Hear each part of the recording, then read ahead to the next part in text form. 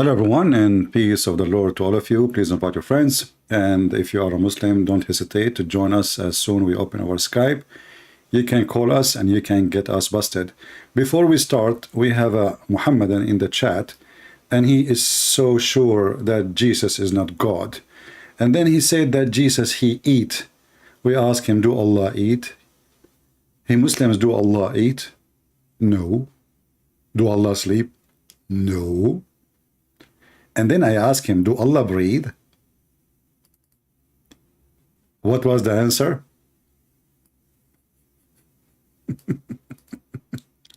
Who knows? So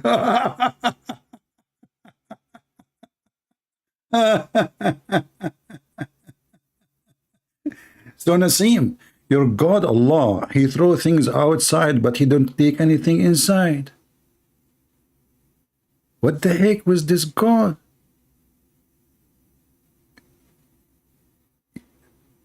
Your God Allah breathe, isn't you stupid? The Quran says we breathe into him, and Allah, he says we breathe into Mary, and we breathe into Adam, and now you do not know? Suddenly you do not know. Why? You lost your battery? Nasim, it's time to change your diaper. By the way, I think you are a victim of a breastfeeding for adult. This is why you think you are still a kid. So you do not know? So they have a God who there is things come out of him, but there's nothing go inside him. That's deep. That's so deep. If we ask the Abdul, Allah, he breathed from where? He will say to me, what? Who knows? Okay, what he breathed? Who knows? Why he breathed? Who knows? Potato. Hey, Muslims, you are talking to Christian Prince. I will wipe the floor with you when you try to insult Jesus. Just be careful. I mean, your God is the most stupid God ever. I mean, Allah have a throne. Do Allah sit in the throne? Who knows? How he sit in the throne? Who knows? Why even have a throne? Who knows? Why he, when Allah, he was not in the throne, where he was? Who knows? Okay, when he went to the throne, what he did? Who knows? And they knew everything about their God. And right away, they give you the answer, which is the perfect answer. Who knows? In the best scenario, they say to you, Allah knows best. Now let us go to our topic today. It's about puppies and dogs. You know, Islam is a very truthful religion, and we will prove it to you in a very easy way. Why Islam must be from the true God, Allah. Listen carefully. Dog as a pet or for security reasons. As a pet, it is totally prohibited. The Prophet said, alayhi salatu wasalam, that angels do not enter a house where there's a portrait, a statue, or a dog. And the angel of Allah, who have 600 wings, and he covered the horizon, brother. He cannot enter a house if there is a dog.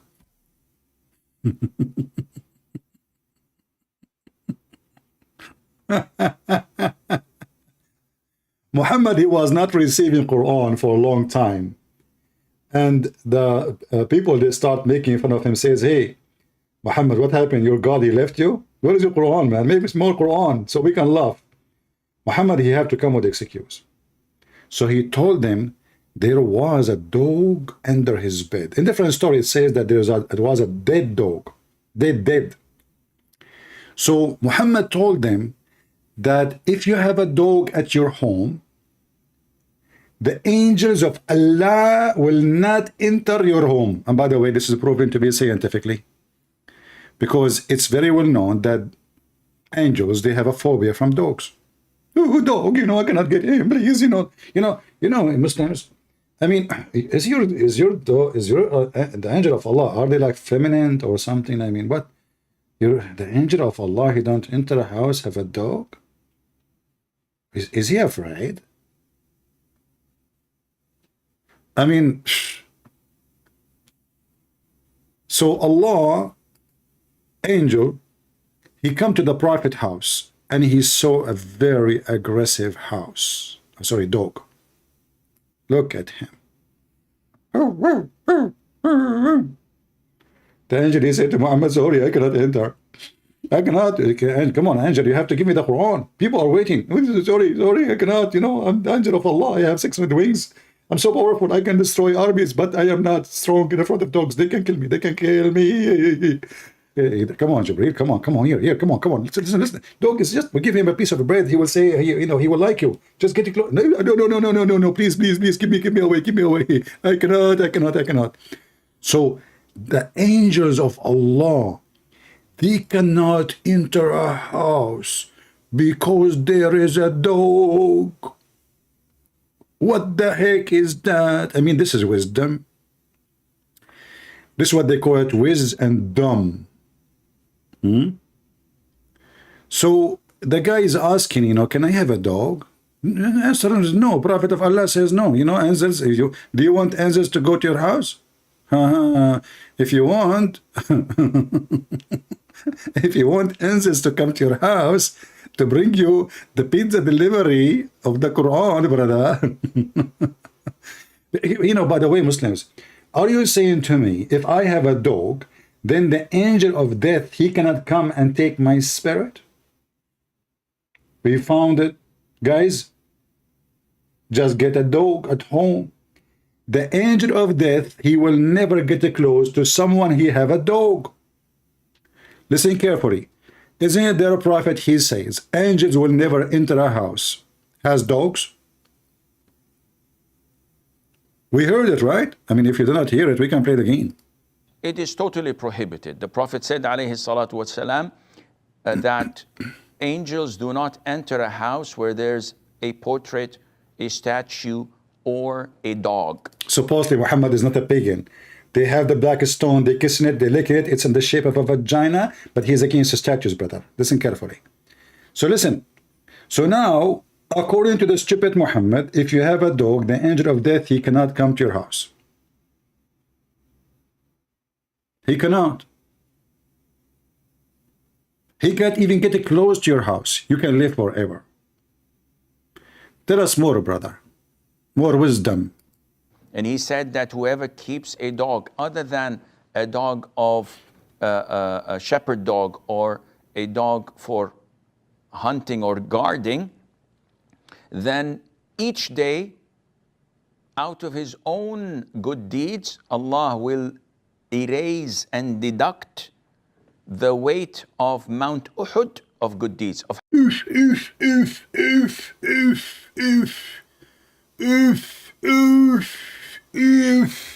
You know, Muhammad, he don't lie and he don't exaggerate. Listen carefully. For every day, brother, you keep a dog. Do you know what Allah will do to you? Do you have an idea what Allah would do to you? Okay, I will tell you what Allah would do to you. Do you know the mountain of Ehad, brother? Allah will take the weight of a mountain of Ehad from your deed. Hey, Abdul, how much deed you have and how many kilos you have? He will take the weight of a mountain in Mecca from your deed because you had a dog. Brother, don't you think this is a true story? So this is the Mount of Ehad. Let me show it to you. In the Medina al-Munawwara. Brother. So now because you have a dog, brother,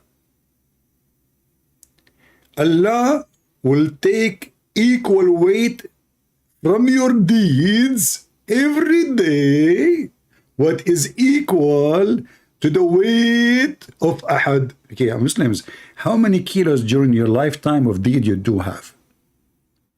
I mean, do you know how many billion tons those rocks, you know, it's a mountain. So for every day, Allah will take from your deed, like today you wake up in the morning, Allah take the weight of mountain of Ehad from his deed. The angels, they start shuffling. No,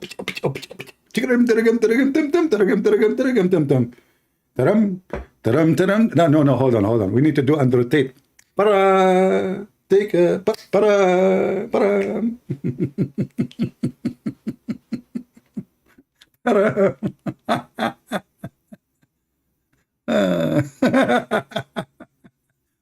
You see how easy to fool those people? They believe it. Imagine in the year 2023, there is people that think that their God,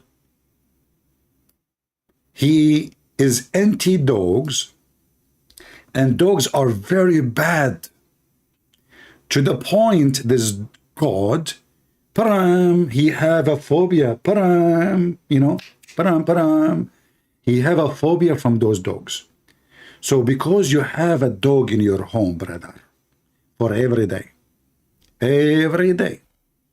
you wake up in the morning, Allah will call the bank of deeds. Hello? Nobody's answering. Oh, it's ringing. Okay, now, customer service. This is Dr. Zakir Naik. I'm with you. Hey, Zakir Naik, you're working in the bank of deeds? Exactly. How can I help you? Hey, Zakir Naik, can you check for me how much deed I have, how many kilos? First of all, give me your name, Christian Prince. First of all, you have zero deed. In fact, you have minus billion kilogram of deed. Zakir Naik, I have a what? Billion minus the kilograms of deed? Exactly. Zakir Naik, come on, do something. Can you like move some deed from Prophet Muhammad, put it in my account? I mean, nobody knows, man, in the computer. Just take from the deed of Muhammad. He have a lot. Take some deed from Prophet Muhammad and put it on my deed. Can't you do that? I will give you some. Christian Prince, first of all, we Muslim, we don't take bribe. Are you sure?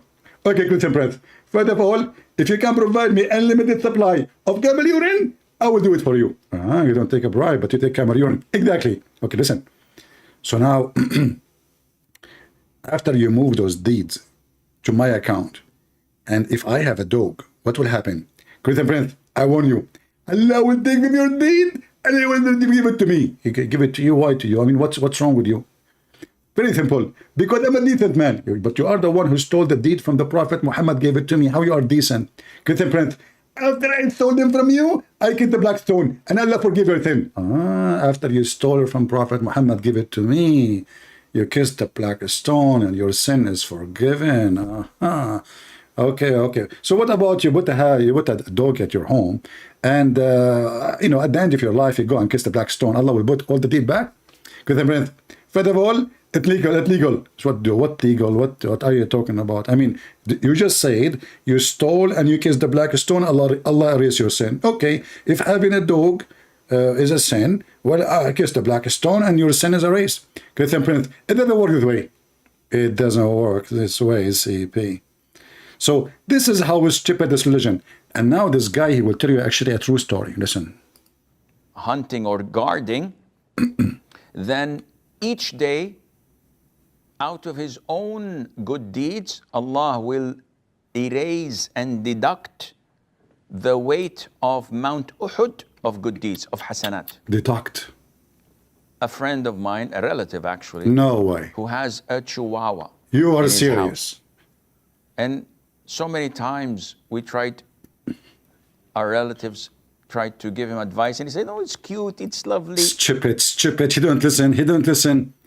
I mean, he is a Muslim and he is a relative and he have Chihuahua. Guys, can you believe such a crime committed in Saudi Arabia? He's a Muslim. He live in Saudi Arabia. Even this guy is not a Saudi. But he have a Chihuahua. And all the Muslims in the community advise him, brother, you cannot do that. Brother, haram. Brother, come on, don't do that. Brother, what happened to him after he had the Chihuahua? Did Allah send him to hell?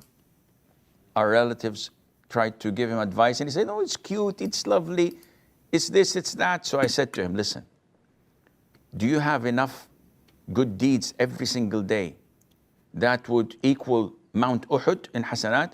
He said, not even 1/10 of that. I said to him, then in this case, you're in debt.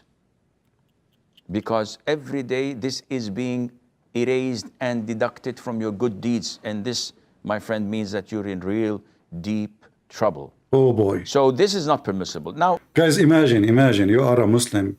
You pray to Allah, you chop your penis. You hate the Christian, you hate the Jews. You want to attack the Hindus. I mean, you do everything a Muslim he do. You do breastfeeding for adult. You know, you drink the piss of the camel because it's clean. You jump in water, have dead dogs and women blood from period. And you are waiting for Allah promise to make your penis endless. And now you find what? You lost all of this. And the virgins are not waiting no more. Just because you have a Chihuahua? Do you see what a Chihuahua can do to you? Chihuahua. Chihuahua. Brother, this person was going to heaven directly. Now, Allah will send him for 70,000 year penalty in the island of Chihuahua to be Chihuahua. So the angel Jibreel will not enter your house because you have a Chihuahua. This person now, he lost his salvation because he have a Chihuahua. Any Muslim can tell us what this drama is about? Any Muhammadan can tell us why, for the sake of the shin of Allah, if you have a Chihuahua, you are going to go to hell. So you are not going to go to hell for having sex with the children in the age of Aisha. You are not going to go to hell because you go to the house of your own son like Muhammad and you flirt with the wife. Married women, not separated or divorced, no. She is in the house of the husband, which is the son of Muhammad. Killing a husband, a father, a brother of a woman and taking her from her family when she is a bride in the night of her wedding. Raping her, you will not go to hell. But brother, if you have a Chihuahua,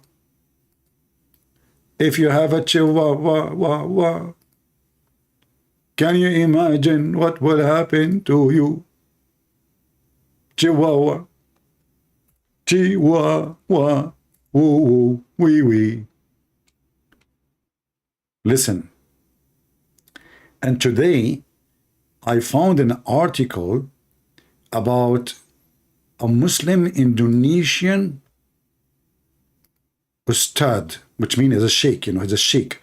He's a sheikh, but his beard is not growing because there's no fertilizer in the corner. So this sheikh, brother, Indonesian sheikh, may Allah bless his Chihuahua, he was telling people about things he did in his life and he is proud of it. Here it says, Jakarta, a lecturer, Ustaz Yahya Waluni,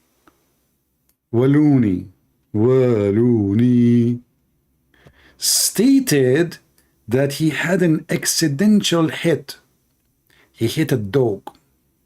Anyway, if you read the story, what I understand, that he hit the dog in purpose, not only like it was an accident and he enjoy it and he love it. And people, they start getting upset. I mean, why you are saying that? Why you are making Islam look bad? Why you are, you know, your prophet, he ordered to kill all the dogs.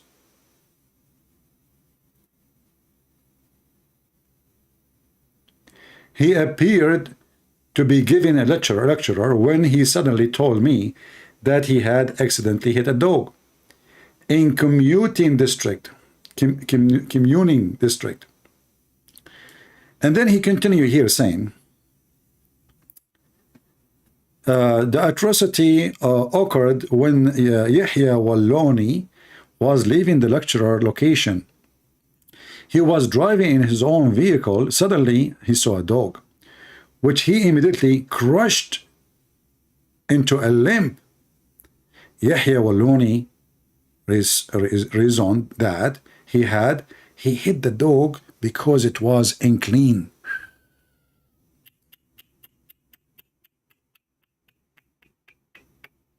Man, see, he killed the dog, brother, because the dog is unclean. Islam is a religion of mercy. I also hit the dog. I don't know whose. He limped his leg. I still break the goat. But I saw a dog unclean. I shot the one in the front, he said.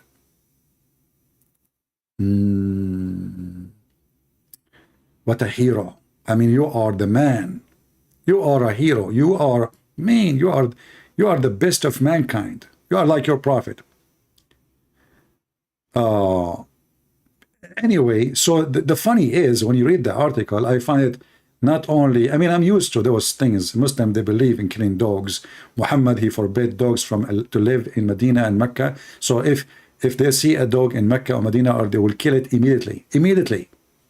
No matter what, a dog will be killed immediately. There's 0 dogs in the city of Medina or Mecca. This is how filthy Islam is. Anti-humane. Because, you know, killing dogs is anti-humane. You see, if there is a dog, is vicious, you know, which, you know, like even a human, if he is vicious, he is a criminal, we put him in jail. If he is a criminal, he killed, there's execution, correct? So you don't treat a dog just because he's a dog in a very ugly, disgusting way. You have no reason.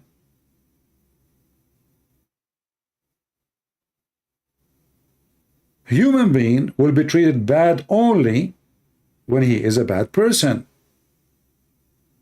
And if he is extremely bad, which means he killed, he might be executed. This is the same case for a dog. And I'm not saying that dog is equal to the human, no. But where is your ethic? Why you want to kill a dog? Poor dog, why you want to kill him? But because Muhammad, he has a phobia and he is a filthy creature. You see, dogs, they can sense your evil. And obviously, dogs, they sense the evil of Muhammad. If you go down in this article, you will see that they are speaking about what Muhammad said. Rasulullah told that dog saw the well and almost died of thirst. A prostitute from the house of Israel, Muhammad making up a story now, saw him. He put away a prostitute, he put away, he's a prostitute. Oh, okay. His shoes, there is no prostitute, this is always a fabrication anyway. And filled it with water and gave it to the dog. And this person will go to heaven. Okay, sound nice. I mean, you give water to the dog. But the same man, he said, kill the dogs. All the dogs.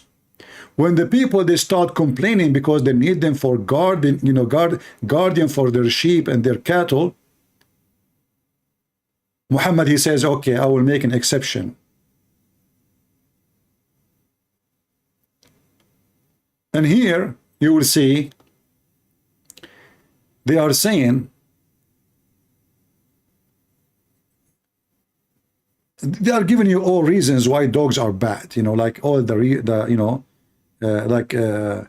why dogs are really hated by Prophet Muhammad. Another good character of a dog, that he always stares at people, who stares at it until the person gives. So here in this article, those who don't like what this guy is saying, so they are saying, I mean, this is not fair. I mean, why? I mean, the dog, he can be good for you. Why you are saying that? But then you will see here something very funny.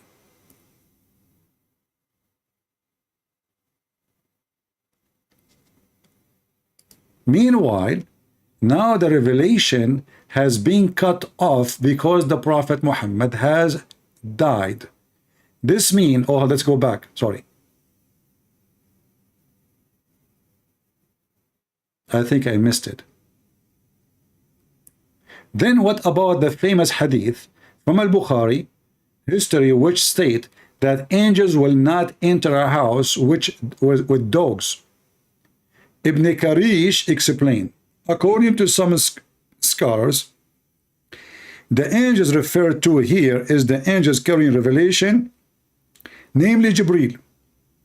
Meanwhile, now the revelation has been cut off because the Prophet Muhammad has died. This is mean that for now, angels can enter any one house with a dog in it. You see, now the Muslims are fabricating reasoning. Muhammad, he said, any one of you, he have a dog. He didn't say only me. Do you see how they manipulate their religion? Those are the one who wrote the articles. Obviously, they like dogs. And they want to have dogs. And they do not know how to fight Islam because simply everything in this cult, in this garbage gang cult, is what Muhammad say. Muhammad says so, nobody dare to discuss why. So now they are saying, they give excuse saying, well, Muhammad, he died, and now the angel who was afraid of dogs, he's not coming here no more because he gave revelation. But if we go in the hadith, we will find the following. Just to show you how they lie to you, Abdul. All of you are a bunch of liars, the one who is against and the one who is with. The one who is with, he is fabricating reasoning. And the one who is with, he is just an idiot, believe in something without reasoning. If we go in the hadith, let us see. We will, you know, actually, we just showed you the guy in the TV. He was saying that about if you have a dog, Allah will erase your deeds. This was for everybody, not for Muhammad. Nobody can have dogs. Period. This is not about Muhammad. And this is a very sahih, very authentic, as you see. This is Al-Bukhari and this is Muslim. Al-Bukhari and Muslims is the most authentic books in Islam. However, nobody have them, just to let you know. What they have today is somebody claiming that somebody heard Al-Bukhari saying that. And Al-Bukhari is even a person, he has never been exist in the time of Muhammad. He is not even an Arab. All the religion of Islam is based in someone is coming from Persia. Al-Bukhari said. So as you see, those are very authentic. And this has nothing to do if Muhammad is alive or not. Anyone, he have a dog, Allah will erase his sin. And this is Muhammad he made. In the beginning, he ordered to kill all the dogs. All the dogs, with no exception. If we go here, we will find the following.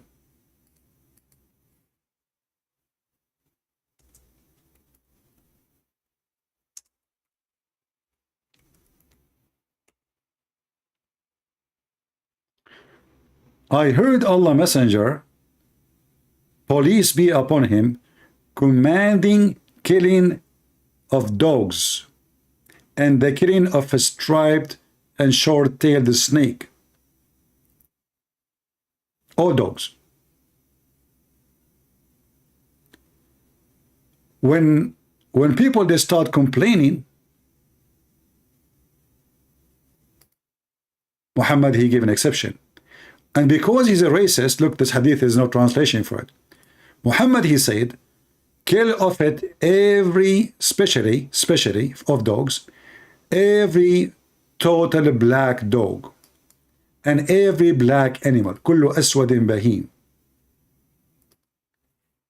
If you see an animal, any animal, he is totally black, this animal is totally black, you have to kill it immediately. Any animal. And you will notice here it says, kill all the dogs. When Muhammad he command to kill all the dogs, and people they have revolutionary against his order because people they need it. I mean, remember those ordinary people live in the desert.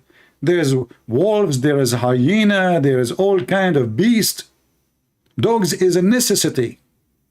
It's not like today you have a little dog just to play with it. You are living in the desert inside your tent and you are asleep. Who is your guardian? A dog. And the irony is that this filthy scumbag Muhammad, who, he claimed that black dogs are the devil, as we see in different hadith. They ask him, why we need to kill the black one specifically? I mean, what is special about it? He said the black dog is the devil. And that because Muhammad is a very filthy racist. As he said in the Quran, in the judgment day, all those who don't believe in Allah and Muhammad, Allah will make them black, including, which means the human.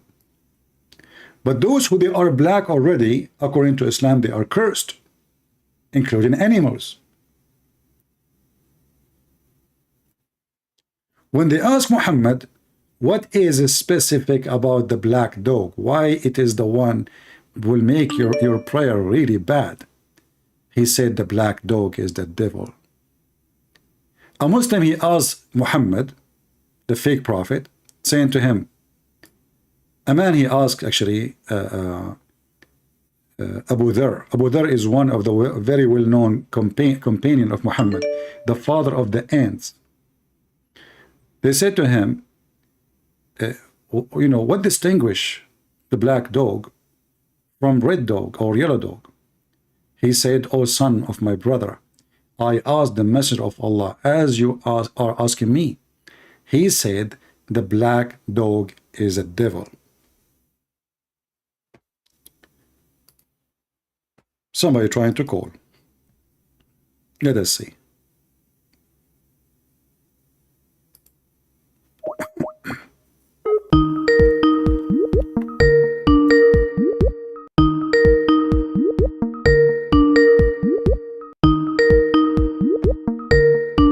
You see, sometimes we mute the microphone for a speaker until they answer, and then sometimes we forget to unmute.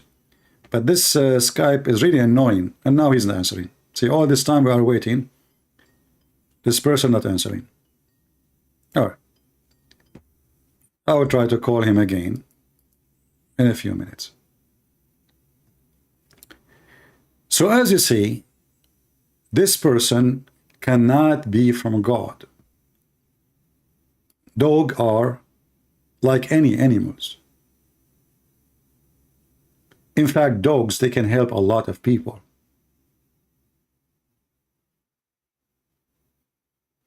There's many elderly people, they find a nice companion with a dog. Their kids, they grow and they are sitting alone and there's nobody. A dog, he will be a friend.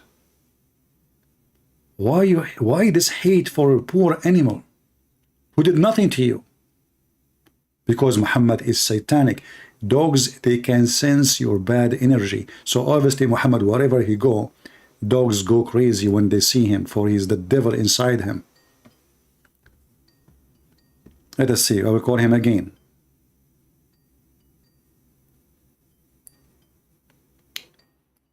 Don't try to call me. The one is calling me. Don't call. I will call you. Hello? Mute YouTube, please. Mute YouTube. One second. I didn't. Yeah, 1 second. I mean, can you hear me? I hear you. Okay. So you said to me I couldn't make it last time. I don't remember you. You spoke to me before? No. Only on message. I asked you if I could join without revealing my name. Okay, no problem. And is not.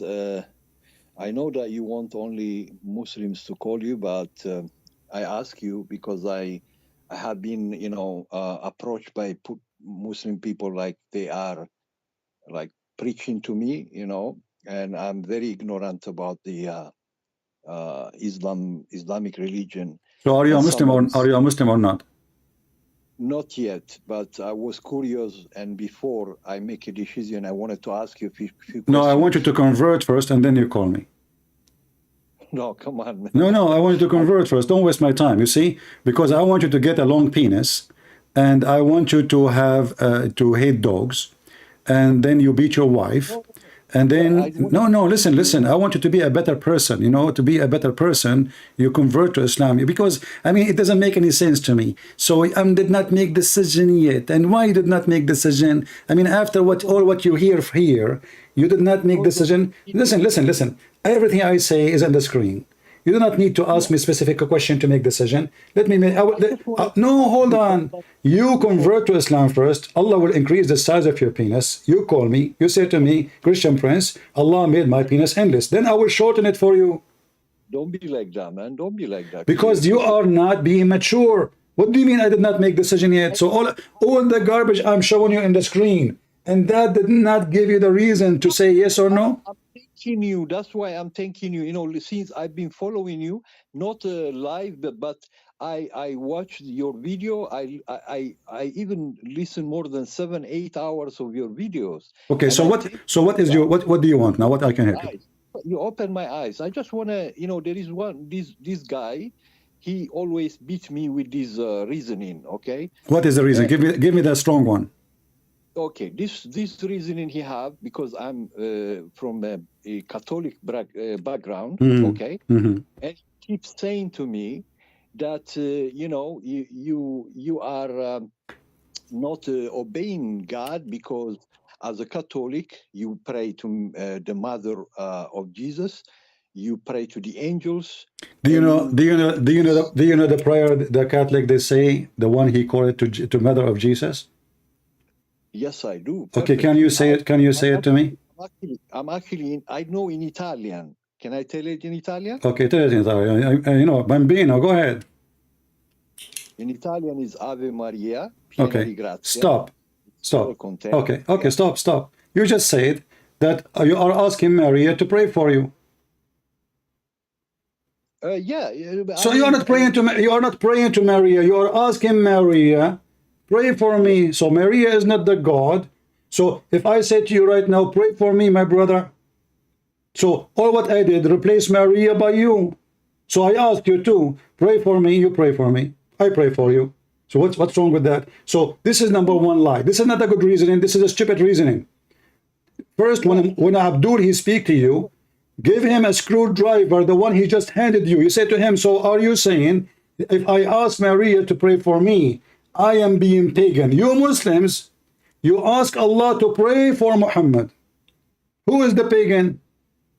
Allah, he pray for Muhammad. Maria is one of the best of a human being ever exists in this earth.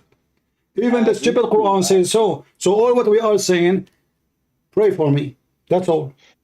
The argument, I know that is a tricky argument that he used to, you know, like, but he came to me, you know, like, you know, as an expert with my Bible, because I'm not very good on their side, and so I learn a lot from you. But I know the Bible. I read the Bible because since I was a child, I did.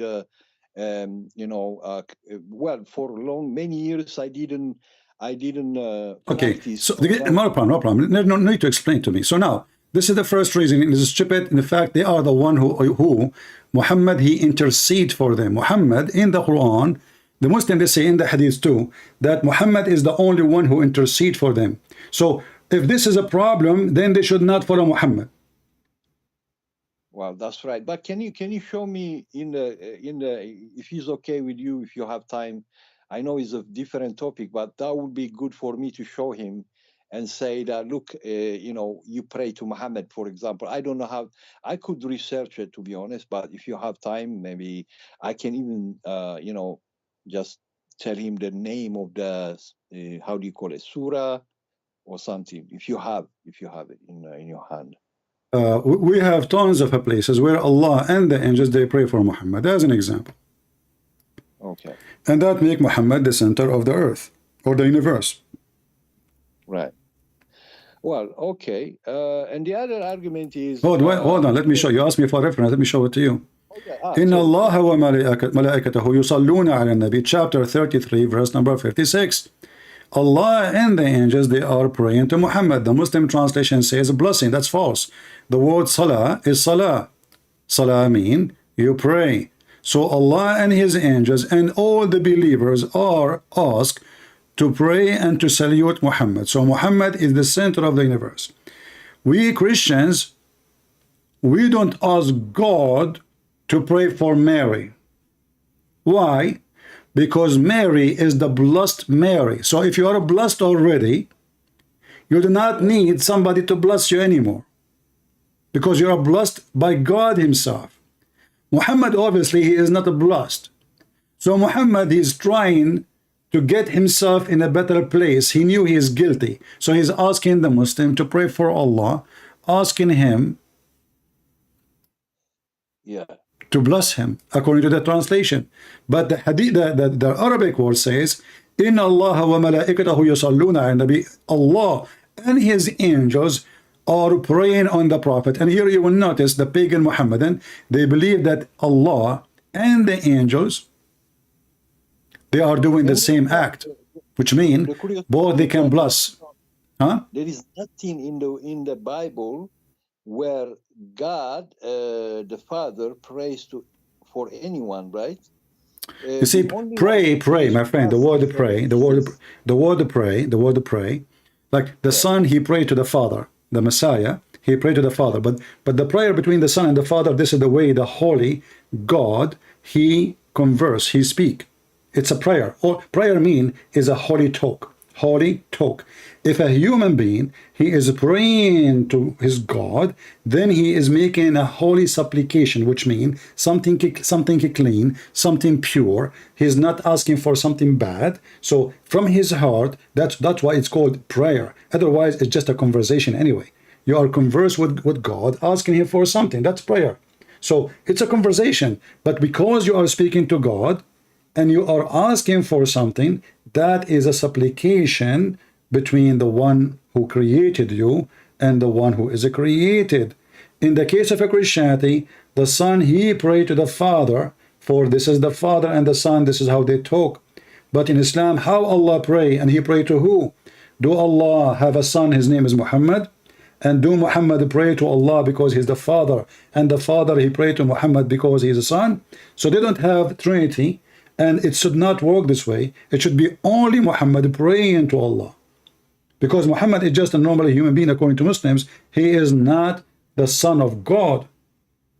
Otherwise, and even if he's the Son of God, why God want to pray on him? Yeah, it should be Muhammad praying to God, right? Exactly. Because praying is also worshiping, right? When you pray, some is worshiping. Obviously, like you said, if you ask somebody to pray for you, you're not worshiping him, but you are just asking him to be like an intermediate, right, between you and God. Exactly. And the Muslim, they do that. You know, every day asking Muhammad to be the one who will be between them in the day of judgment, between them and Allah. And Muhammad, he mentioned that in many hadith, is speaking about himself as being the mediator between them and God. Same time, Muhammad isn't qualified to be that, to do that, because Muhammad is a sinner man. The Quran say clearly that Muhammad is a very, very filthy sinner man, to the point Allah himself cannot forgive him. So Allah, he pray to other Allah, asking the other Allah to forgive Muhammad. And we do not know if the other Allah will forgive Muhammad or not. If you go to chapter 48, verse number 2, it says that Allah may forgive your sins of the past and the future. Muhammad, he is his God trying to get him a license for sin in the past and the future. And the Muslim, they lie. They say that the Catholic believe that the Pope, he will give you forgiveness of son of document for the past and the future. The fact, this is in Islam only. This is only in Islam. It's in front of you. And not only that, this is a proof. Hold on. This is a proof that Muhammad is a sinner. This is number one. Number two, Mary is not. Why? Because Muhammad in the Quran himself, he said that Mary, she was designated to be pure for Allah. This is why Shaitan cannot touch Mary, neither he can touch her son. Why? Because she have the protection of God. Muhammad, he don't have that. Muhammad, he said, every human being when he is born, shaitan, he touch him, except Mary and her son. So Muhammad, he cannot be the one who intercede. For number one, obviously he is a sinner. And why a sinner can intercede for a sinner? We are sinners. He's no better than me. In fact, Muhammad is way worse than me. All the sin I did in my life is not equal to, 5-minute sin of this filthy man. Now, go ahead. What do you want to say? Yeah, in fact, you remind me about this very important thing you just said. The Islam, that's why I realized that Jesus cannot be from God, because when you were speaking last time about the Prophet Al-Qadir who killed a child. I mean, Muhammad, he cannot be from God. Muhammad. Yeah. Yeah, okay. Exactly. No, I mean, the child that he was killed. Yeah, Al-Khadr, he killed that child. Yeah, okay. He killed a child because he said he was predestinated to be evil. Exactly. And he would have took a stray. How do you say? Sorry, my English is not very good. He will cause his parents trouble, and he will be a kafir. Yeah. Yeah. So that's what I was shocked. I said that's crazy. If God have already predestinated, to predestinated us to be some of us sinners, some of us non-sinners, then what's the point of Judgment Day? You know what I'm saying? Yeah. What's the point of the prophets? What's the point of the Quran or of the Bible? If we are already programmed, like we are like robots, like we don't have free will. And yeah, exactly. I argue with this guy for, I don't know, for probably 3-4 days regarding this matter until he just stopped texting me now. Why you don't ask him to come and call me? I told him, he said, no, I don't want to speak with that guy, man. He's just full of stuff like that. I said, well, you know what, just talk to him and reason with him. And, if you are looking for the truth, you don't All have right. to be. Any other question, my friend, so we can continue our topic? Yeah. One more question is, the other argument is because, how do you call it? We as Catholics, we have, the statue of Mary. My friend, when you call me, never say I am a Catholic or Protestant or Orthodox. I don't care. Anyway, no. Yeah, you have a status, okay? You have a status, and I say this is wrong. This is okay. Before you continue, listen. Yeah. Having a status is wrong. Having a status is wrong. It's against the Bible. It's not biblical. God, he says, don't make images for what is up in heaven or down on earth. Period. So, but that will not make you not a Christian, but that will make you not understanding the Bible and not following a very important thing by the command of God. This is not right. This is not right, my friend. You being a Catholic, if we make a statues for the sake of art, no problem. If we make a picture for the state of art, or let us say in the old days they used to make a mosaic, which is preserve history of the church. That's amazing, beautiful. But not to touch, not to kiss, not to pray in front of. However, the Muhammadan who says to you, this is wrong, he himself, he forgot that his stupid God, he have statues. Isn't it the Quran says that Allah, he ordered Prophet Solomon to build synagogue with statues? The Abdul, they do not know their book, or maybe they knew, but he is trying to fool you. In chapter 34, verse number 13, you will see that Allah, he commanded his prophet, and here you see the word tamathil is gone from the translation. Look at the Muslims' hypocrisy and false translation. The word tamathil, which we see here in Arabic, which means statues, is taken off from the English. But if we change the translator, we will try changing the translator until we find one have little decency. And if we get lucky, we will find the one who have decency, saying statues. Here we go. We change the translator. It says here, place of worship, statues. You see it? So if having statues is wrong for you, how come Allah, and remember, having statues is not a command from God in Christianity. Having statues in Islam is a command from Allah. Right.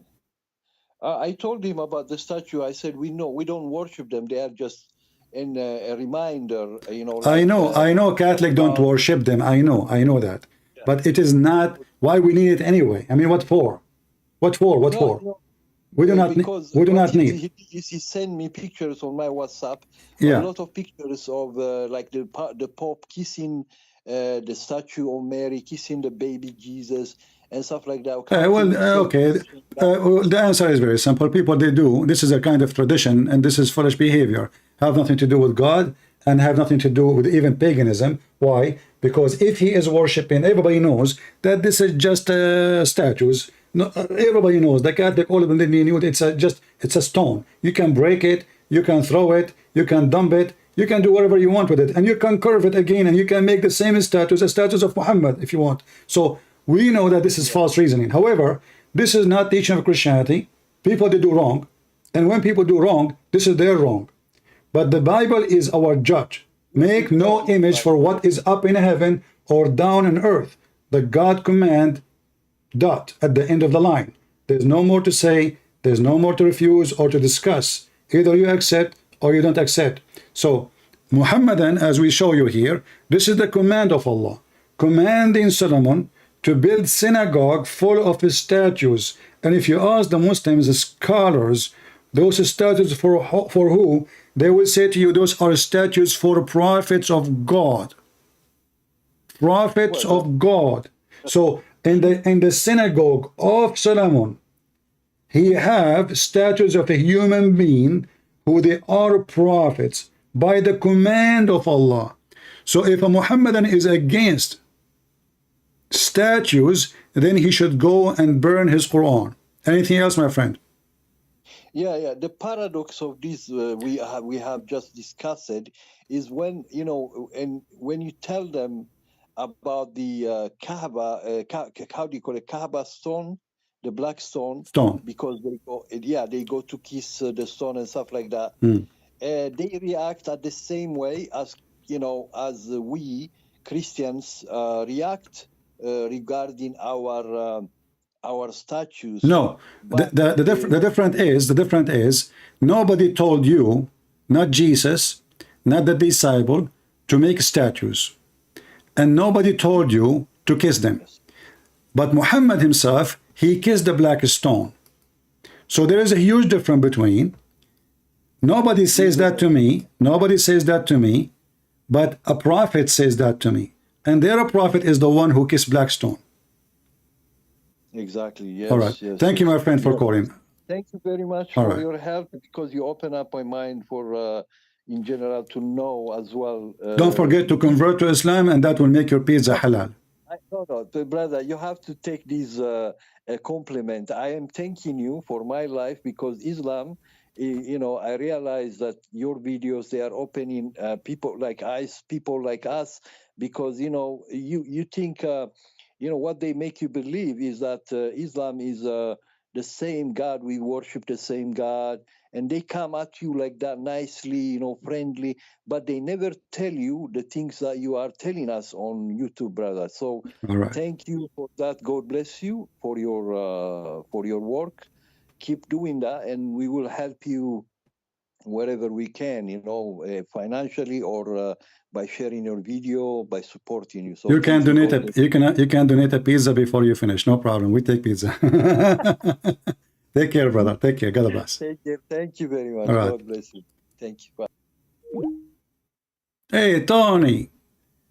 Prophet Muhammad is here trying to convert you, Tony. Yeah, Tony. What do you think about Prophet Muhammad, Tony? Well, Prophet Muhammad will make my penis and the lawny. Oh, Prophet of Allah, you will make it how many meters? Please tell me. I mean, how in the world anyone will think about Islam for a second? This is the most stupid garbage cult ever. Who's next? Let's see who's next. Oh boy. Oof.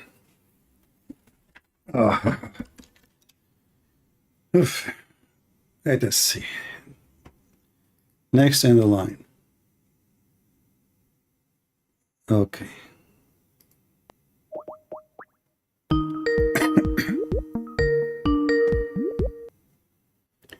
Hello. Oh, hello, Christian Prince. Thank you for calling me. I don't want to waste your time. So, I wanted to thank you too for opening our eyes. I was born a Muslim. I have a Turkish background, Okay. and I was born in Germany. So when I was like 4 years old, my parents sent me to the mosque to learn Arabic. And with 14, 15, I didn't know what I'm reading, right? Mm-hmm. So I bought the German Quran. And when I understood like where ISIS comes from, Boko Haram comes from, I slowly understood that they do everything what Muhammad did. So this opened my eyes. Yeah. Did you read my book in German? No, but there is a German guy who comments your book. So I'm just on Amazon. I might really get Yeah. it. You mean Amir, right? Yes. Amir. Yeah. I did meet Amir a few years ago. I went to Germany. Oh. Yeah, I did meet him in person. Actually, we did live together when I was in Germany. Oh, this is really cool. Amir is really, really good. So Yeah. for the German fan base, you know, so he is telling the truth. Yeah. Everything you show, he's showing too. All right. So you decided to leave Islam like how long ago? I left Islam in 2012 or 2013. Okay. But after some incidents in my life, I didn't believe in God. So I was like, okay, there must be a God. But, you know, life was really hard, very tough for me. So I was like angry, you know, like, how is there a God when I'm living hell? So in 2011, 2021, sorry, 2 years ago, I prayed to Jesus for the first time in my life. So I was Wonderful. like, if you exist, show me something, show me a sign. So many months after this, I suddenly woke up at 2:13 a.m. and there was like a feeling of light, feeling of love in me. I thought I can't bear this energy, you know. It was so much positive energy. I was like, I can't bear it. And then like few weeks ago, I really understood that it was Jesus. Yeah, that's wonderful, my friend. Thank you a lot. So what about your family? Are you the only one who left Islam, or what about the family? Yes, I'm the only one, so they don't really know my decision I made. I'm actually really scared. Even like I'm 27 years old, and my family, I think many people of my family and many friends, they don't really practice Islam. You know, they don't know the hadiths, they don't know the wars, the killings, they know nothing. So everyone is really brainwashed. I understood this, and I'm the only one who left it. Yes. Well, share my videos with them, you know, maybe if you get my book, you can share it with them too. Let them see the truth. I really want to help my mom because she's 60 years old now. She's getting older. And I am very worried about her because she never found help in Islam. And there were times where she really said, there is no God. I don't believe that, you know, she didn't find any peace and love in Islam. So For sure, book, Islam like, is not really good. how you can find something in a place doesn't have it. You know, Islam is not religion of peace. Even they lie when they say Islam mean peace. Islam mean the opposite of peace. Shalom is the word. Salam is the word peace. Islam is the opposite of peace. Like in English, you say known and unknown. So Islam will make it the opposite, which means you surrender by sword, not submission as they lie and they say Islam means submission. That is far away from the truth. Not a single place in anywhere. The word in Arabic, Islam, means submission. It means surrender. Even the Quran says when Allah supposedly, Aka Muhammad, is speaking about the Arab, saying to them, don't say we believe. Say we surrender. What the word surrender is? Aslamna, which means we become Muslims. So you will find that in the Quran, mention it so clear that the word Islam have nothing to do with the word submission. But until now, many Christians, because they are naive, and it doesn't matter how many times you tell them, don't say submission. It's not submission.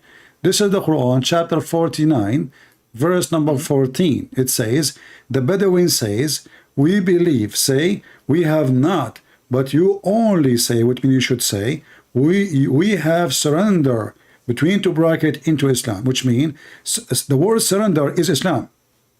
The word surrender is Islam. So this is what Islam means. Islam is you surrendering yourself, not questioning, and not believing. As you see the verse that he is saying to them, don't say believe, you don't believe. The verse is so clear.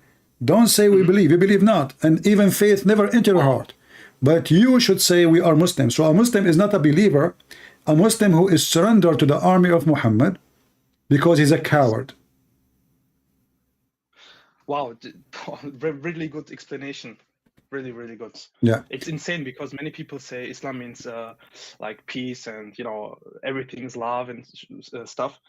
But yeah, so you just have to get your blindfolds on and you just have to be a robot, you know, just follow. Exactly. Even dogs, they can say no. A Muslim, he cannot. I'm telling you, a dog, he can choose what to eat, what not to eat. A Muslim, he cannot even choose what to eat. He cannot choose what language he want to speak. He cannot choose which language he want to pray to his God. He cannot choose what the clothes he can wear. He cannot choose if he can hear music or not. He cannot choose if he can have a song or not. He cannot choose to play chess. He cannot choose anything. I mean, what he can choose. A Muslim is literally a slave of Muhammad, not of God. This mentally ill man, Muhammad, he controlled their life.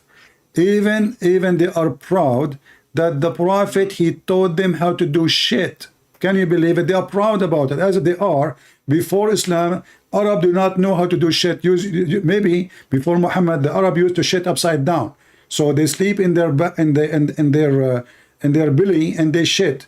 And Muhammad is the one who came to them and he told them how to sit and how to wipe your ass. And how he wipe his ass, he used 3 rocks.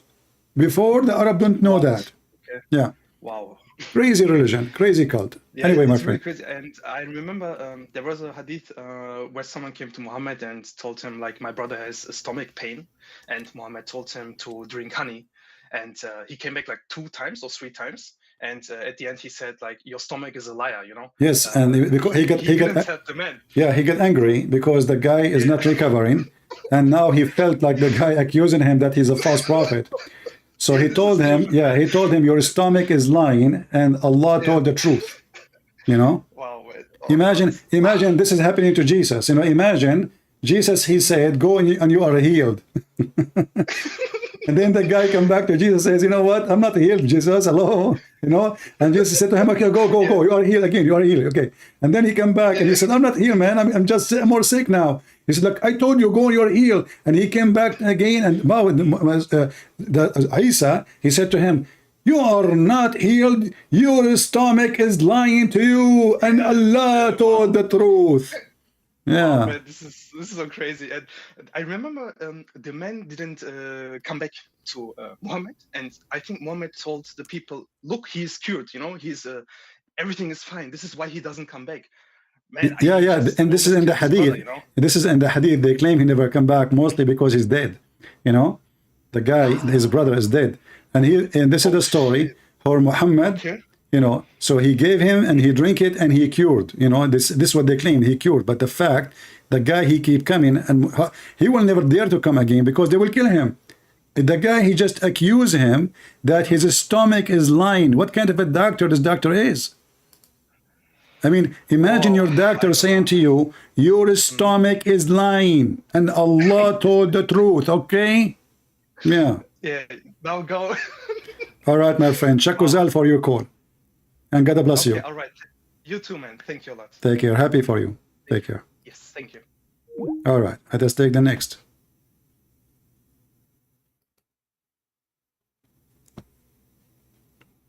Let us take this as a real Abdul now.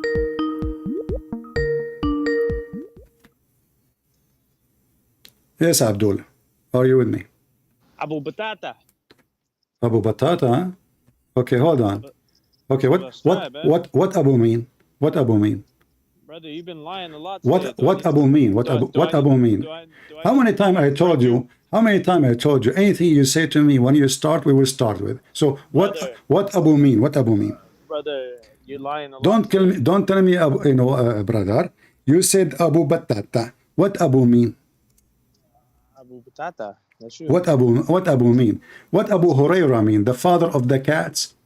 What kind of a prophet companion he have? One of them is the father of the cats. The other one is the father of the ants. You've been lying today Listen, a lot. when the Muslim they say, when the Muslim they say Abu Huraira. I got you on four lies. Is it true that Huraira is a word mean cat? So how you Muslim become the father of cats? Why not the father of dogs? How are you the father of potatoes? I don't know. You tell me. You just gave me a name. I do not know. You never heard of it. But the one is a potato. Is you? Let us discuss this. Let us discuss this. What is potato? What is potato in your dictionary as a Muslim? What is the word potato? Is potato? But potato is something you put. It's a plant. You put it in the ground. Whatever the shape around. There is a rock. Will have a belly. There's no rocks. Will be more smooth. So you're a potato. Muhammad, he decide how you will look like. You don't decide how you look like. He designed you. Okay. Muhammad, he says, Muhammad, okay, let us go back to the topic then. Muhammad, he said the black dog is the devil. Why? Go ahead. Why the black dog is the devil? With the two spots in between? Why? No, there's no. It's just that any dog. The black dog is the devil. He didn't say the black dog was a devil. He said the black dog with the two spots in between his head. That is evil because for Abdul potato. That is Abdul. That is for a snake. That is for a snake. Abdul potato. You see, you are a potato. This is not about the dog, the two dots. This is for the snake. Now read for me. Read for me. It says that you, according to your prophet, your mother and a donkey and a black dog, they defiled the. Yes, it's the hadith in front of you. Read it. Your mother and a donkey and a black dog, they defiled the Muslim prayer. Listen, I'm showing it in the screen. It's in the front of us. You're saying I'm lying. I'm not talking about that right now. I'm talking about the four lies you just made that I got up. Okay, get me busted with this one. Get me busted with this one about your mother. About your mother. Your prophet, he said your mother and a dog and a donkey are equal. Read it. That's just you tricking. Jump. Potato. Read it. He said three things defile your prayer: a dog, a woman, a donkey. Which one of them is equal to your mother? In case there is not before him an object like the back of his head, a Muslim salah would be cut off by passing of a woman, a donkey, and a black dog. Exactly. So the women is the women. So the women. Okay. Why the women and the dog and the donkey? How the women became equal to a dog? You want to answer, Patata? Let me give you an answer. Go, potato. Okay. Go. Because in Islam, if a woman passes by you while you're praying, yeah, this is a distraction that causes what will happen? What will happen? What will happen if a woman walk by? What will happen? It takes your distraction away from Allah. What do you mean? What do you mean? What will happen? What do you mean? What will happen? A woman, she walk by. You are praying to Allah. What will happen?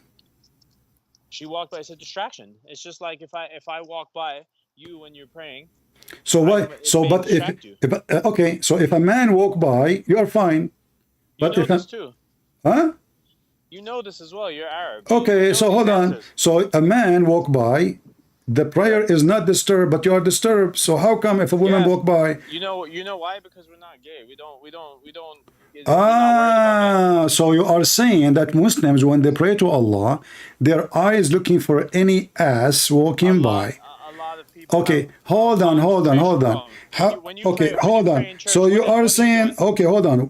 So you are saying Muslims are not gays and they will not be affected if they see a butt of a man in front of them who is. We pray next to. We pray in congregation, men. Okay, here we go. In the back. I have a hadith in the front of me where a Muslim. Shut up. a Muslim, he went to the caliphate. Here we go. You will cry now. You cannot run away. Your caliphate. They come to the. Listen. He come to the caliphate and he said to him, "We have an imam, and he is a gay, and he is tempting us." So the Muslim, you said to me, Muslim, we are not tempted. We are not gay. We are not tempted. Where is this? Where is this? Here we go. The hadith in front of you. Read it. Okay. Prophet curse. The prophet curse F. I don't know what that. No. What's that word? Now you will see it. Now you will see it. This is the hadith. You have an imam gay in the time of the caliphate, from the time of Muhammad. You're so sad. That's daif. Read it. Okay. You're so sad for trying to bring a daif hadith. This is daif hadith. How you know it's daif? Do you know even what? It says right there daif. Great daif. Where it says daif? Underneath. Where? You got busted. Where it says daif and underneath? Where it says? Where? It says daif Darussalam. It says daif.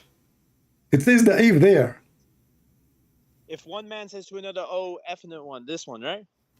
No, I went to Uthman ibn Affan while he was besigned and said to him. Oh, hold on. I just pushed the page more. You had a daif one up. Hold on. This is a new one. Yeah. Okay, hold on. I went to stop bringing daif hadith up. We know your tricks now. I know all Muslims are. What I can do? All of you are daif. The Prophet is daif. Allah is daif.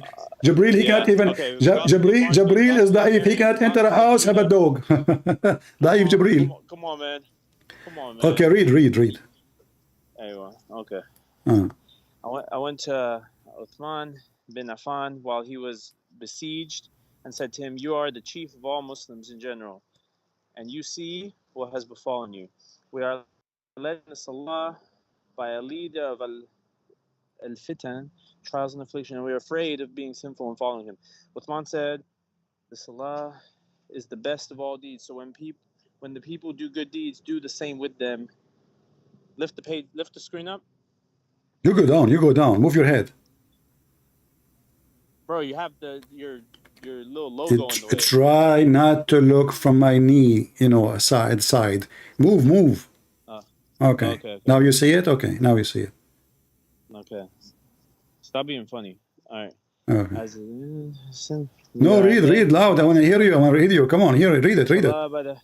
Okay, I'll teach you English. Right? And we are afraid of being sinful and following him. Uthman said, "The prayers is the best of all deeds. When the people do good deeds, do the same with them. And when they do bad deeds, avoid those bad deeds."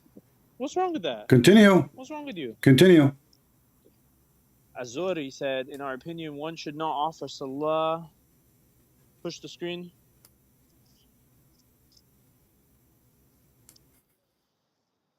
Read it. Hold on, I'm moving the screen. There you go. As-salah, the prayers, is the best of all deeds. So when the people do good deeds, do the same with them.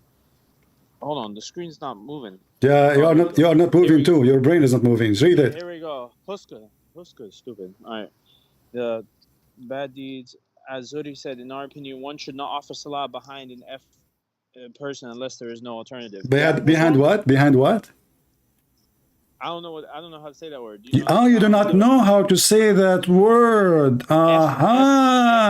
Effeminate. I know what it means. Effeminate. It's a gay. So the guy, the Muslims. Listen, Potato. You said you Muslims are not gays, and you are not getting affected by a man walking by. But as you see, this guy is a gay, and all the Muslims behind him, they are tempted by his ass. Listen. First of all, look, it says here. Look, it says here, trial, affliction, etc. All of this happened because you have a gay, bending over in front of you, which means all the people in the mosque, they are homosexual. Otherwise, why in the world they are? So, okay, how the trial will work? How it is a trial affliction? How the trial? Listen. How the trial will work? The guy, he's a gay, and he is your imam. And why the caliphate is saying to them, pray behind him still? He just told him he's a gay. That's not what they're saying. Let me explain. It says that in Arabic. It says mukhannath, al-mukhannath. It says brother, that the thing says some people think that if somebody's known as a bad person, that they shouldn't pray behind this person. Where it Another says, person where it said, says a bad person. In fact, they- your caliphate, he said, when people do good deed, do as they do and avoid the bad deed. So the guy is an imam. He is the imam of the mosque, and he is a homosexual. it doesn't say he's homosexual. It says, okay, what effeminate mean? What effeminate mean? Brother, effeminate. Okay, I have it on Google right here. Okay, Google it. Google it. Having characteristics and ways of behaving traditionally associated with women and regarded as inappropriate. Okay, so when he talked like a girl, he walked like a girl, and he moved like a girl. Is that correct?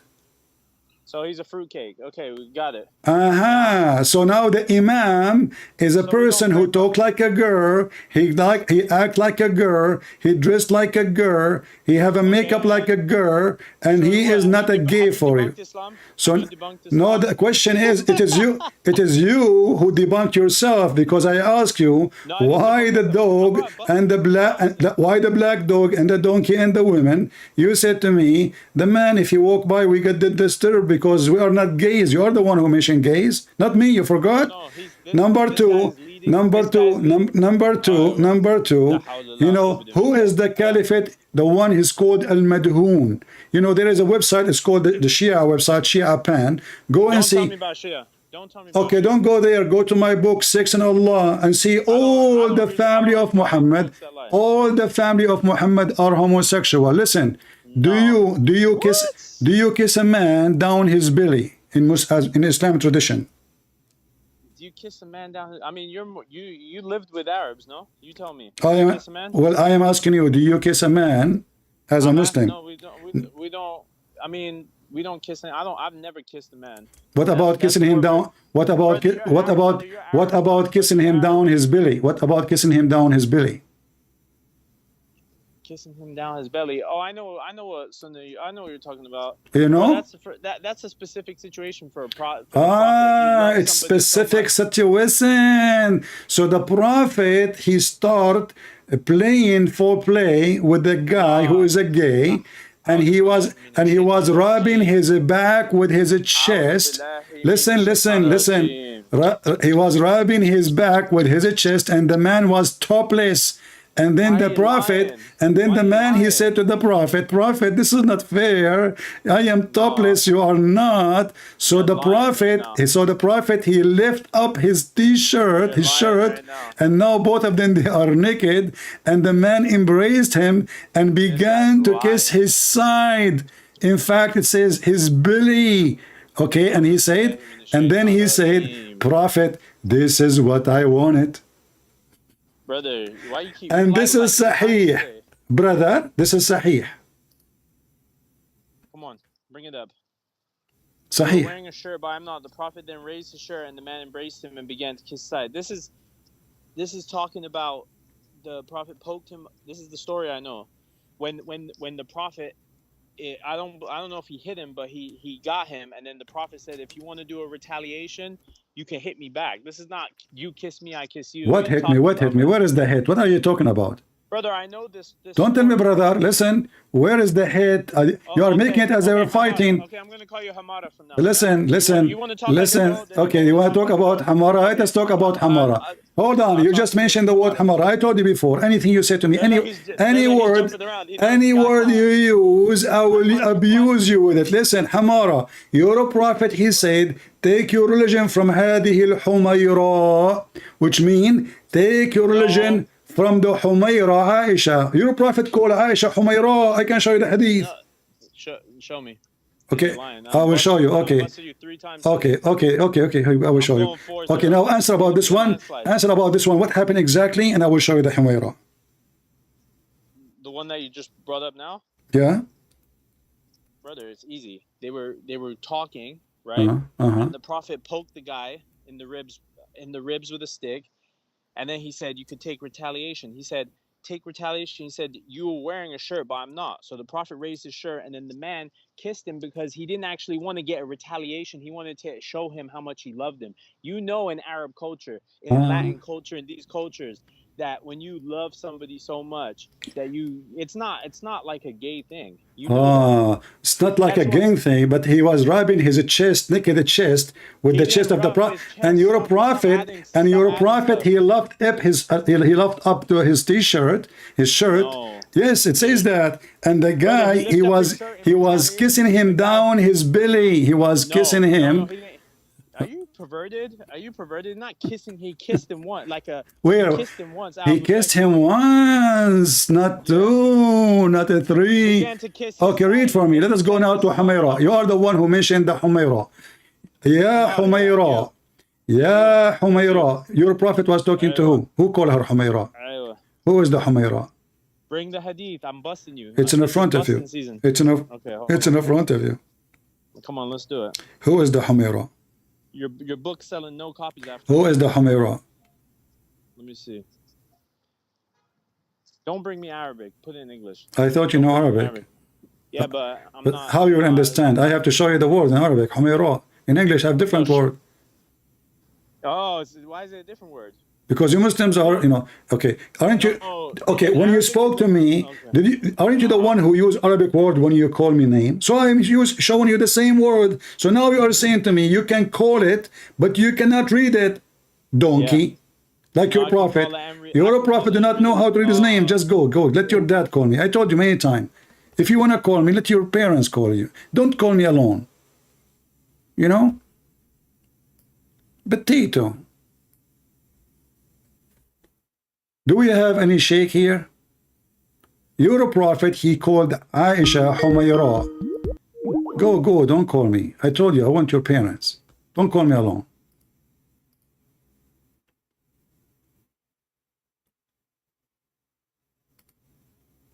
Do you have any Muhammadan? As you see, this is a very stupid religion, if we can call it a religion.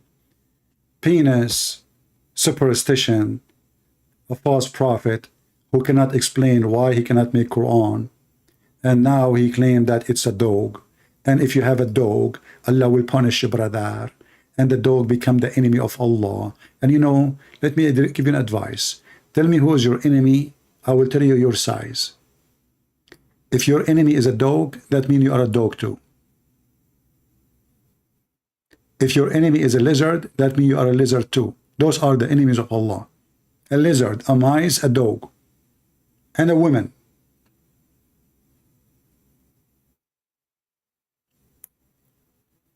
Imagine Putin, he go and he make a speech, he wage war against dog. Everybody in the world would die laughing at him.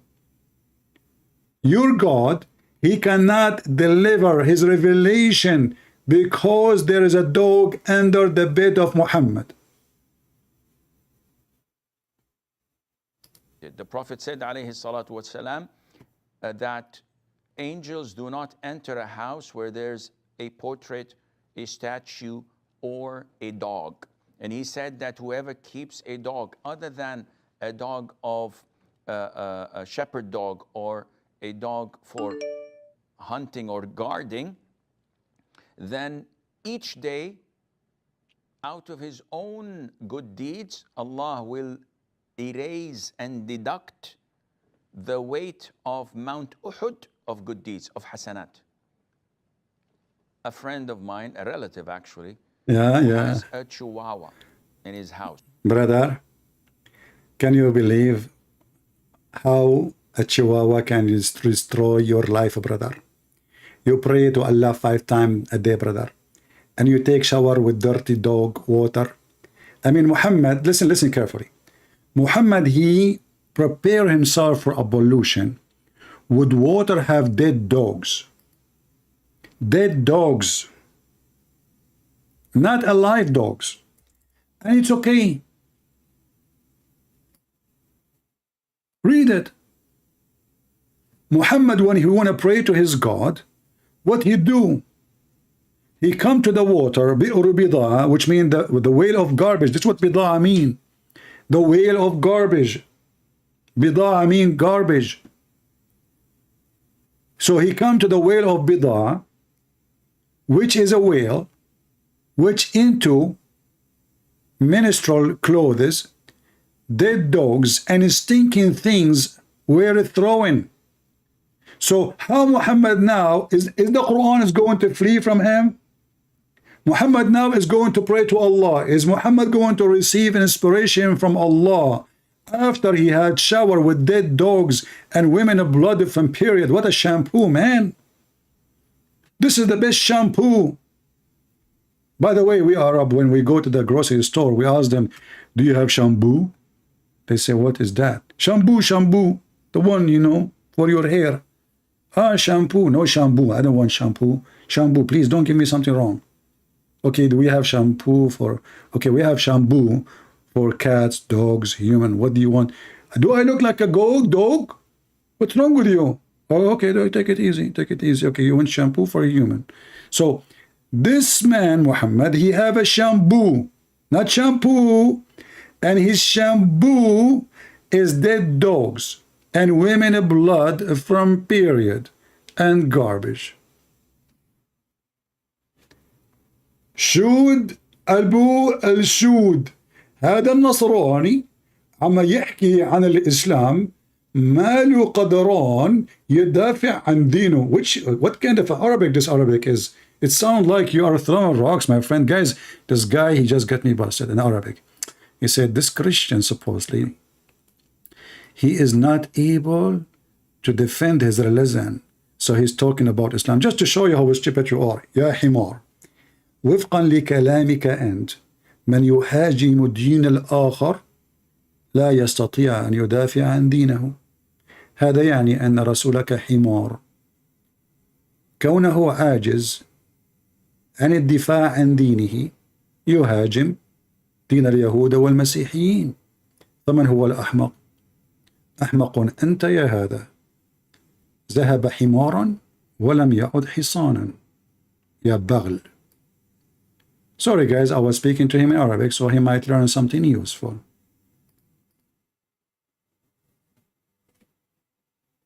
So guys, the one who attack other religion, he cannot defend his religion, but this is what Islam is about. This is what Islam is about. All of Islam is about attacking other religions. What a mule. I mean, do you see? This is why always when you're a Muslim, he speak to you, use what they say to you against them. They are stupid. They have a low IQ. They have a lack of intellect. Their answers is the best defense. Let him talk. They are the same as Muhammad. He's a donkey. The more he talk, the more he make poo-poo. In fact, all the attack we have on Muhammad is his own poo-poo. We did not make his poo-poo. عامل حالك زلمة ورا الشاشة ها ها ها ها. Shoot, guys, he's saying to me, you make yourself a man from behind the screen. Okay, come to my house, be the man.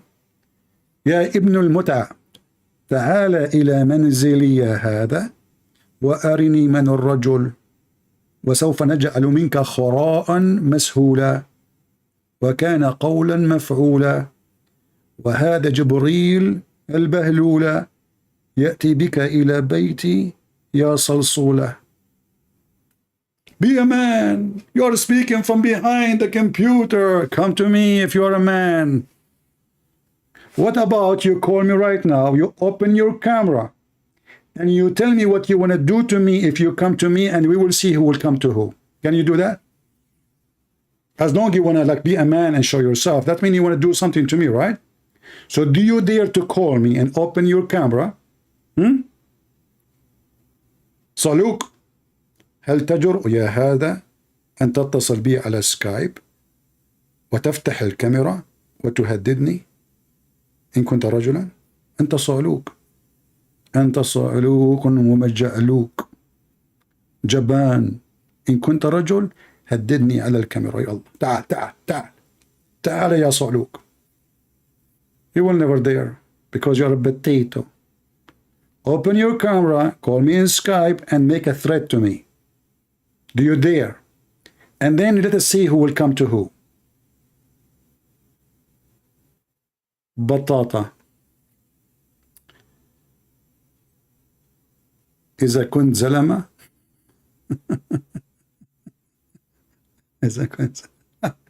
You know, the real man is Muhammad, who asked Ali to sleep in his bed so he can run away. محمد أبا هريسة قد هرب ووضع ابن عمه الطفل الصغير علي في سريره كي يهرب هذا الجبان الصعلوك. Muhammad, he asked his cousin Ali when he was a child to sleep in his bed so he can run. So they will come to the room, and if they kill him, they will not find him. They will kill his cousin who is a child. Do you see how brave Muhammad is? This is the hero Muhammad. The hero Muhammad, الجبان محمد, هرب إلى ملك المسيحيين في أثيوبيا وسجد أمامه هذا الصعلوك طالبا النجدة. أغيثوني أغيثوني من المسيحيين. لولا المسيحيين لمات محمد صعلوكا مهان. It was the Christians who made a big mistake, the Christian and the Jews, who made a big mistake by protecting such a filthy man. He went to the king of Ethiopia to give him protection. He bowed down in front of him, and he asked for refugee, and he gave him refuge. Big mistake.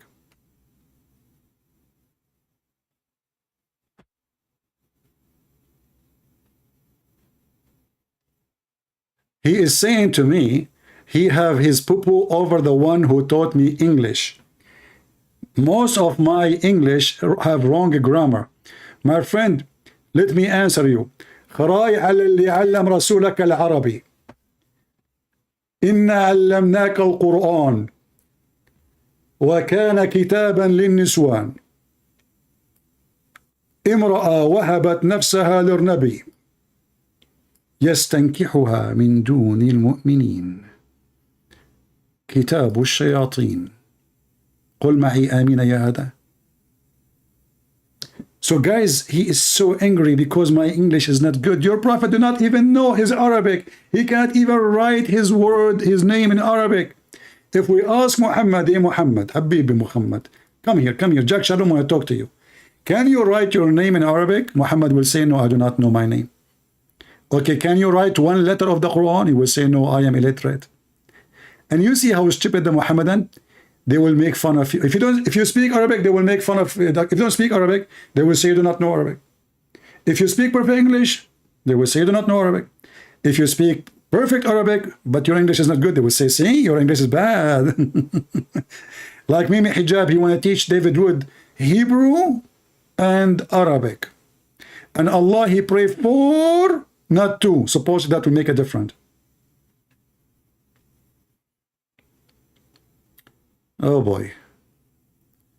إنا أنزلنا عليك الكاتشب يا محمد حول الكعبة فالعب مع حميراء طفلة تذهب إلى حضنك. هل تسمع يا هذا؟ هل تريد ترجمة أو بدون ترجمة؟ إنا أنزلنا عليك الكاتشب. Do we have any Muhammadan? Yeah, I was saying to him, Allah, he said to Muhammad, we sent to you down ketchup. You know, remember the Muslim, they say, Allah in the Quran, he said, Allah, he sent down the iron. You know? Allah, he said in the Quran, we sent down the iron. The Quran knew that iron is coming from heaven, not from earth. Oh, man. How in the world is, you know, like, yeah, scientific discovery, brother, Allahu Akbar, Allahu Akbar. But they will not say to you that the Muslims in the Quran, it says, Allah, he sent down the book, Allah, he sent down clothing, Allah, he sent even a human being, according to the Quran, they used to have rish, which means feather. Look like the first Adam, he was a chicken. Is that correct, Muslims? So the liars, they say to you, you see, in the Quran it says Allah, he sent down the iron, and the scientists discovered that iron is coming from the space, which is, by the way, false. There is iron coming from the space, but not all the earth iron. Actually, the majority of it is not from the space, because the magma, which is in the bottom of the earth, is full of iron potatoes. Same time, here there's a mistake. Because if Allah, He sent the iron to the man, that means the man exists before the iron. That means Adam, his blood had zero iron before, which is impossible for the man to live without iron. Iron deficiency caused death. So your stupid God was talking about something. You Muslim, you make it something else. He was just saying, I am the one who gave you all those benefits, and you Muslim, you make it about sending literally an iron.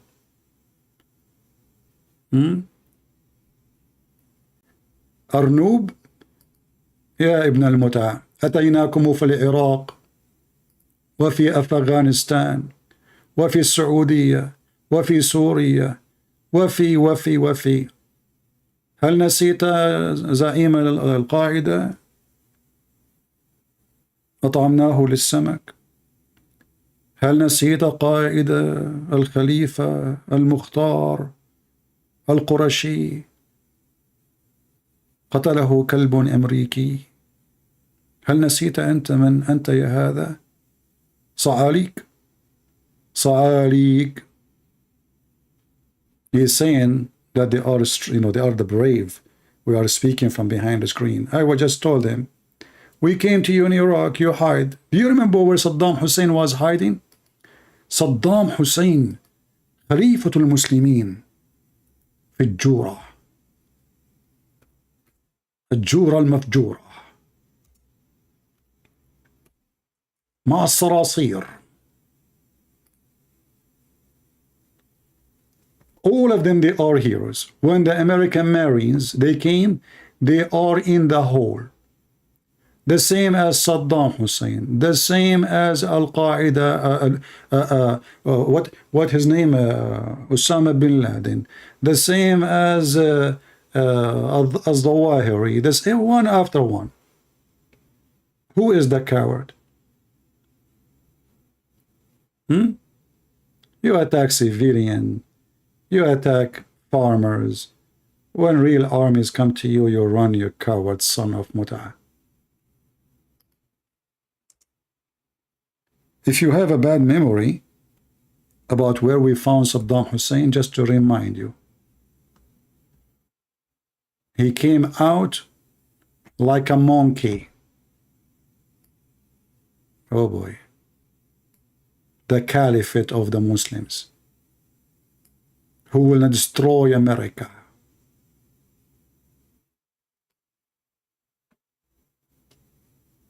Isn't it so beautiful? Coming from the hole. Look at the hole. This is where Saddam Hussein was hiding. Who is the one is hiding? Potato. Your prophet was hiding. Your Allah is still hiding. We are here to stay. Coward. Do we have any brave Muhammadan dare to call me other than Saddam Hussein?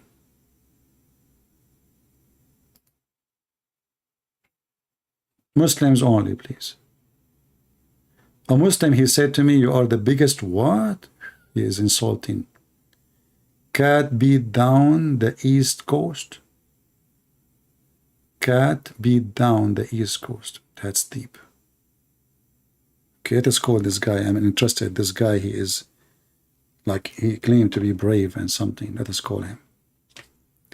He is saying to me, you are a gay boy. Let me show you what you are saying. You are a gay boy. You hide behind a screen, talking shit. You gay boy, kalb. Let us call him.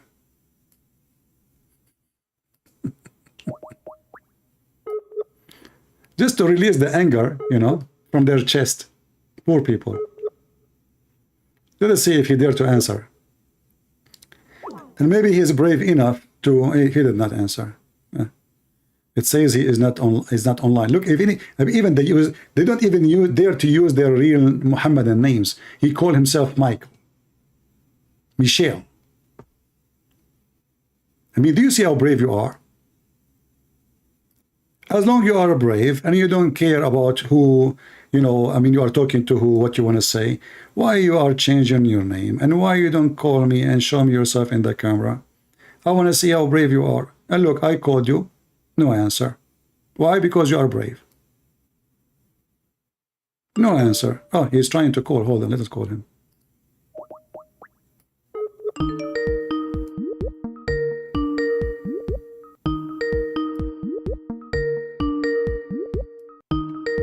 Answer, answer.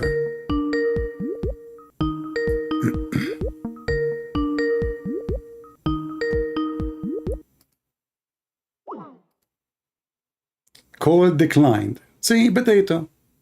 He declined my call. Look, he just is a kid, you know. He don't want to talk. He declined. Look, look how coward they are. Declined.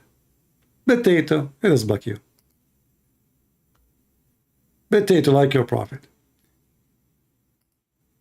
Ah, you could not take my call, maybe because you have a dog underneath of you. Mean. Or maybe because Allah is there. Let us see this guy. No, this guy is not a Muslim.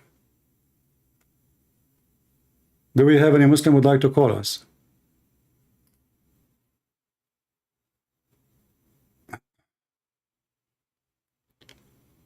Anyone? A nation which is afraid from a dog cannot be a nation. Did you hear the news that the Saudi are buying under the table more than $150 billion weapon from Israel, and Israel refusing to mention who is the customer? They are buying their weapon from the Jews. Allah cannot protect them. The Jews.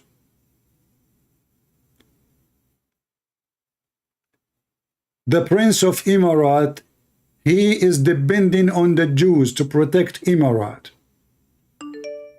Do you see how Allah is protecting them?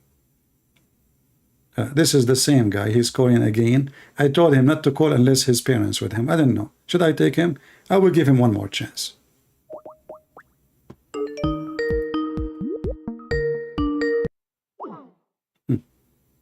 I called them. They declined my call. Can you believe it? Let me block you then. Any Abdul?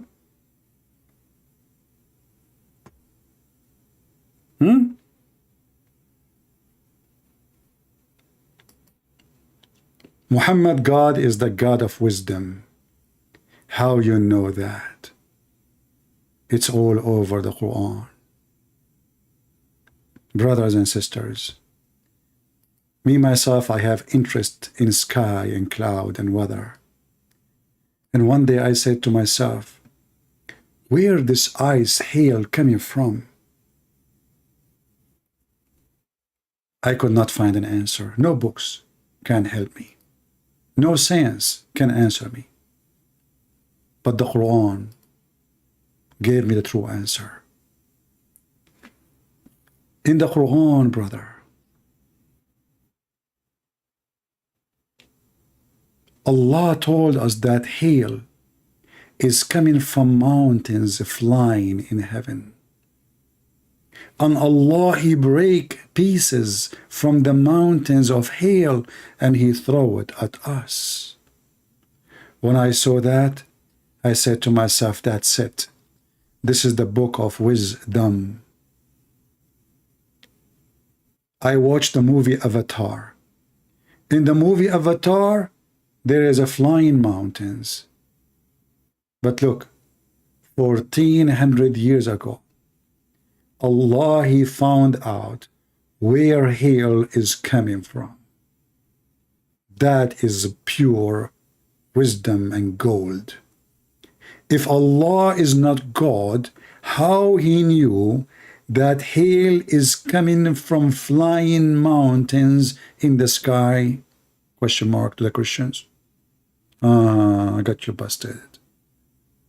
So now we knew that Allah must be God.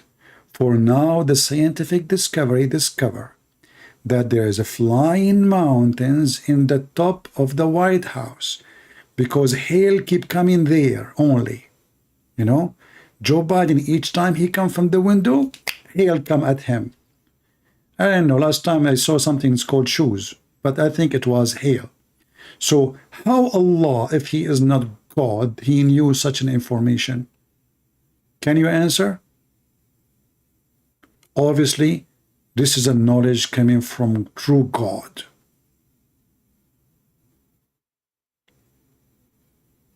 And now the Muslim, they will say to you that the verse is a weak Quran, da'if Quran. This is da'if Quran. However, if they say that to you, show them the sunset in murky water, boiling water. They will say this is da'if Quran too. What about women? She have a sperm coming from her ribs. This is da'if Quran. Okay.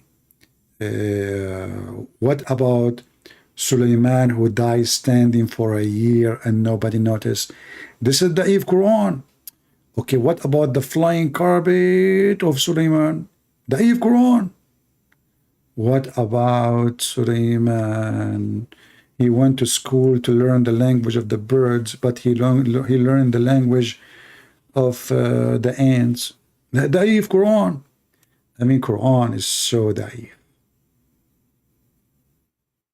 This is true knowledge. Only can come from God. Thank you, my friend from Indonesia. Thank you. Do we have any brave Muslim who would like to defend his funny, silly, stupid prophet?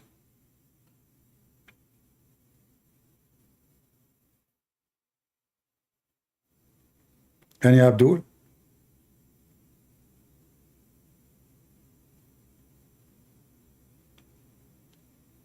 How the prophet, he knew this, by the way. I mean, this is so beautiful. And look, the verse after it here, the two verses after, look at this knowledge here. Allah created all animals, every animal of water. Some of them walk in their belly. The translation is false, by the way. In Arabic, it says yamshi. So the translator, to fix it, he used this English word. The word should be walk. Have you ever heard of somebody speak Arabic, good Arabic? He will say somebody walk in his belly. In which Arabic is that? Since when, even in English, since when people, they walk in their belly? So in Arabic, we say yazahaf, which means he creep on his belly. If you change the translator, walk in his belly, huh? The perfect Arabic, brother. Perfect Arabic. Who can make Arabic like this? See, they fix it and they use the word the creep. But in Arabic is yamshi. You can take it and actually repeat many times the same word, yamshi. Repeat it many times. Yamshi is here. This is number one. Walking in his belly. Look how stupid the Quran author. Yamshi on 2 legs. Yamshi on 4. The same word, repeat 3 times in the same verse. So according to the stupid Muhammad, animals, they walk in their belly. And there is only 3 kinds of animals. The one who walk in their belly, the one who have 2 legs, and the one have 4. That's it. Muslims, are you sure? That is the total number? There's no more? There's only in belly and 2 legs and 4 legs. That's it.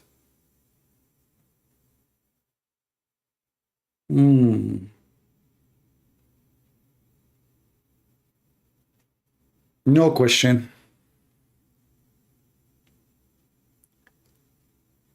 And the funny here, Allah said to Muhammad supposedly, indeed we send down to you this Quran, manifest proofs and evidence. Okay, Muslim, what is the evidence? This is the evidence that the guy in the Quran saying Allah created animals, every animal from water, and they have either they walk in their belly or 2 legs or 4 legs. So what about the rest? The creatures who they have more than 4 legs, who created them? And what is the evidence he's talking about? This is the evidence now. Guys, look at the evidence. Somebody, a Christian prince, who are you? I am God. I'm Allah. I'm Allah. Okay, what is the proof? Okay, listen. I created everything from water, and there is animals, they creep and they walk in their belly, and there's animals, they have 2 legs, and there is animals that have 4 legs. What do you want more proof? This is what the verse saying. He is saying, and we send to you the proof and the evidence. People, isn't it? This is amazing, strong proof. Allah, He said, He created animals, they walk in their belly, and they walk in their 2 legs, and they walk in 4 legs. What do you want more proof? What if Joe Biden tomorrow, he said, he is the one who created those animals who walk in their belly? He will say such a mistake. Anyone? Let us see.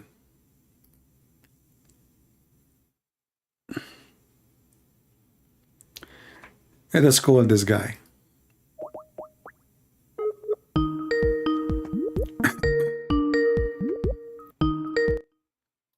I wish I can change the tone of the ring of Skype, but what we can do? I will mute it until he answers.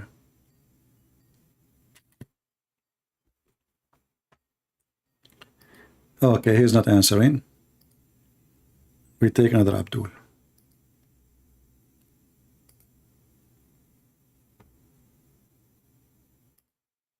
Let us see this one.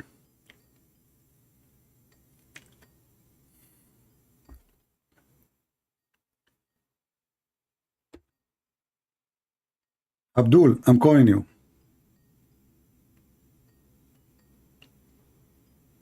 I don't know why they even text me if they don't want to answer. No point. Anyway, guys, I hope you have a good time together today. Look like those Abdul are not answering. And as you see, God, who is afraid of a little dog, and he considers a little dog an enemy, cannot be God. God, who cannot deliver his revelation because of a little dog, puppy, under the bed of Muhammad, cannot be God. God, who want to take from you your deed because you have a dog, that is stupid. That is not God. This Muhammad is a mentally ill man. Why in the world someone he claimed to be God and fair and just, he want to take my deed away? And how you can take my deeds? Is it your right to take it? If they are earned. You see, when you say deeds, it means something you earned. How Allah he can take it away? And what is exactly, how come if a man he rape a woman, Allah will not take his deed? If a man he rape a child, Allah will not take his deed. If a man he kill Allah, he welcome everybody to heaven in Islam except the one who associate with him. And now if you have a dog, Allah will take off your deeds. Angels do not enter a house where there's a portrait, a statue, or a dog. And he said that whoever keeps a dog other than a dog of a shepherd dog or a dog for hunting or guarding, then each day out of his own good deeds, Allah will erase and deduct the weight of Mount Uhud of good deeds, of hasanat. A friend of mine, a relative actually, who has a Chihuahua in his house. And so many times our relatives tried to give him advice, and he said, oh, it's cute, it's lovely, it's this, it's that. So I said to him, listen, do you have enough good deeds every single day, that would equal Mount Uhud in Hasanat. He said, not even 1/10 of that. I said to him, then in this case, you're in debt. Because every day this is being erased and deducted from your good deeds. And this, my friend, means that you're in real deep trouble. Muslims, do you see what a Chihuahua can do to your religion? A Chihuahua. This religion can tremble by a Chihuahua. Today is a public holiday for 1st of Muharram in Indonesia. Can you explain? Yeah, this is the new year for the Muhammadan. But as you see, the Muhammadan New Year, nobody knows about it.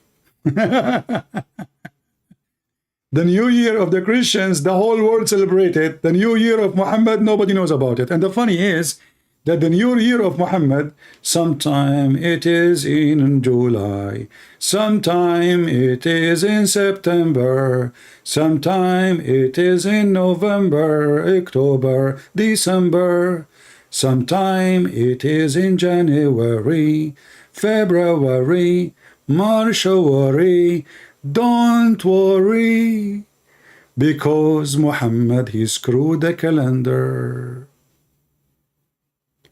So the Muhammadan, they have one of the most funny. My friend, I saw your text. You do not need to repeat.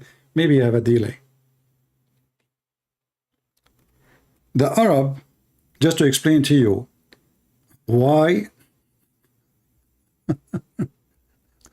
why the Muslim calendar is so funny and so stupid. Muhammad, he screw everything. This guy, anything he touch, he screw it. The Arab, before Islam, they used the lunar calendar.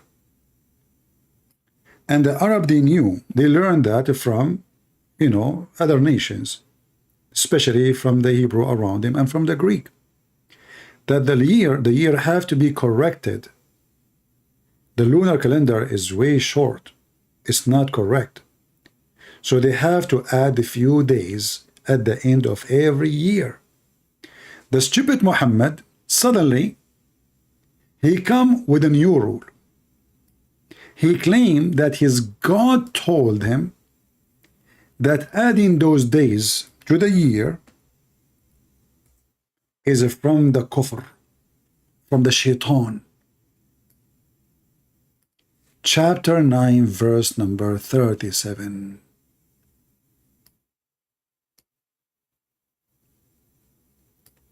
And now because Muhammad, the stupid Muhammad, he decided to change the way the calendar worked for thousands of years. The Muslims cannot add those days to the year, no more. And now you will find that Muhammad's birthday, sometime it is in August, sometime it is in July, sometime, same as Ramadan. Ramadan every year is changed. Muhammad, he messed up the calendar because of his stupidity. And now the Muslims, they cannot say, oh, we have to change it to fix it. No, because it is Quran. It is now Quran. He said, Allah said, that's it.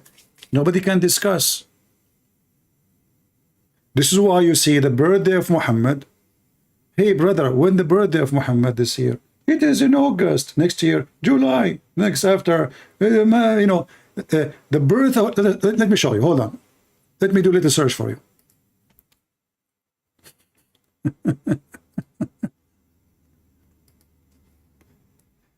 Birth of a prophet Muhammad by years.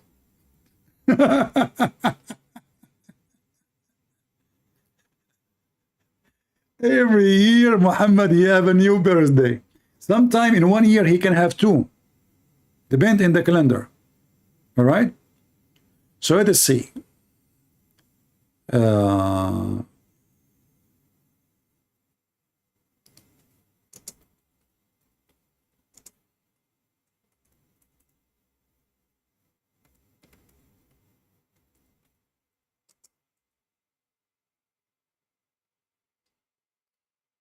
I'm trying to find a Muslim calendar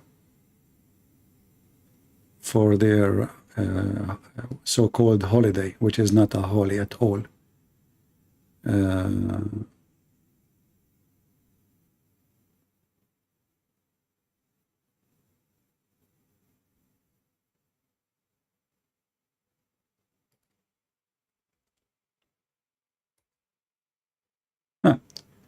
Okay, I just in Google here. Hey, brother, look with me. Prophet Muhammad birthday date. In the year 2022, it was October 8. In 2023, September 27. In 2024, September 15. In 2025, September 4. And you keep going, you know. Just keep going, brother. Look at this religion, man. So the idiot, because he don't want to follow the correct way, he do not know what calendar is. This guy, he just make poo-poo. By refusing to accept the method to correct the calendar, the birthday of Muhammad is I'm telling you, sometime is going to be in the same year twice. In the same year. This is how stupid this religion is. And then you continue, you will find the birthday of Muhammad is in December, is in January, is in February, is in March, is everywhere.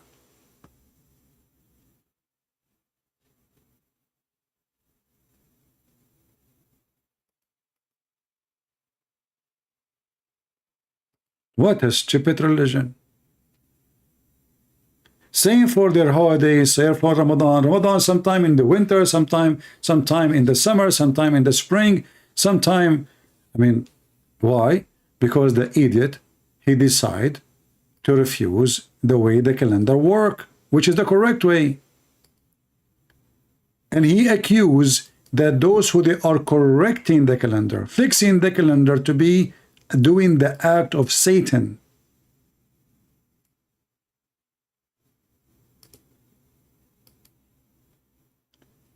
So Muhammad, not only he screwed the land, he screwed history, he screwed science, he screwed, you know, his people. This guy, he destroyed everything with it. It's like bringing a donkey and putting him to be the dean of knowledge. That's it. Muhammad, he say, Allah said. Who dare to say? What are you talking about, man?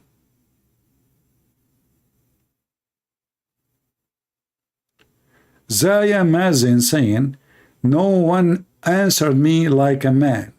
Hey Zaya, how you want us to answer you like a man? Mr. Zaya, Zahyar Mazin.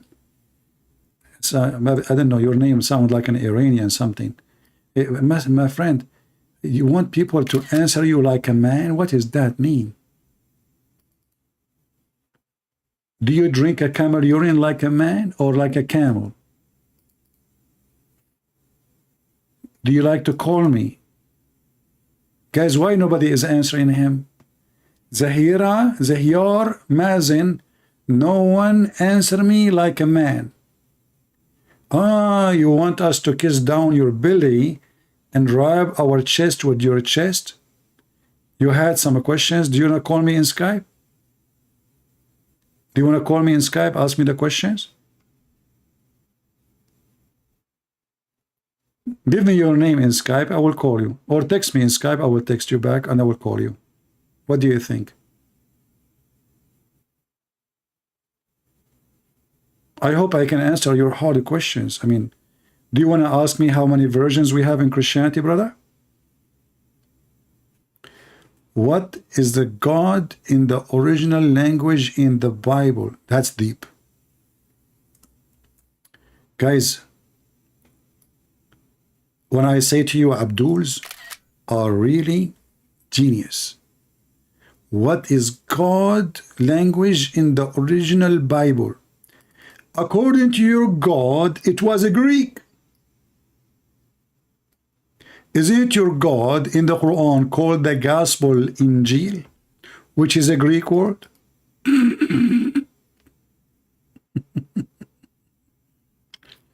Walid is asking another question. Look how smart the Muslims are. Walid saying how many Bibles you have. That's deep. That's really deep. Hey Walid, we have one Bible, my friend. What if I show you that your prophet, he said, you have 7 Quran and you don't have any of them?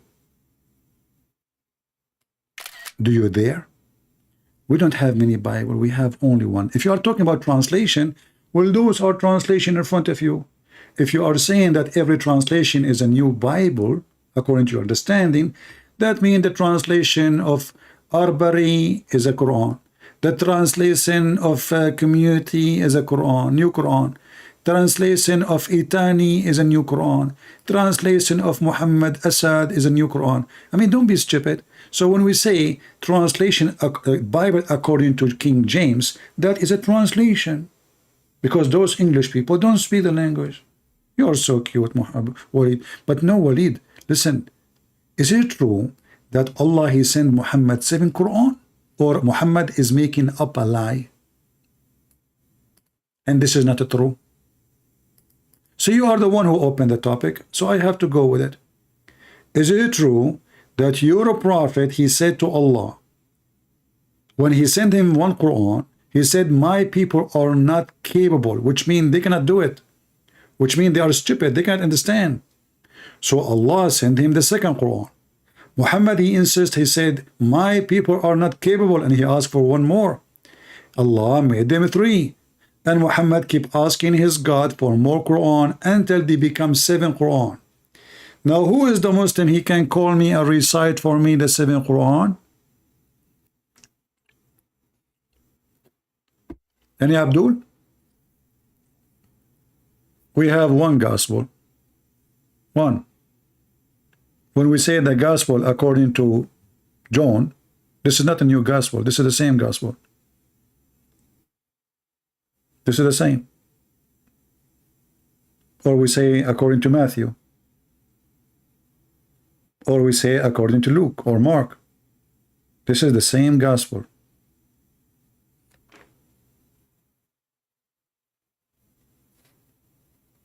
The Christian, they say King James is the only good one. Well, that's stupid of you.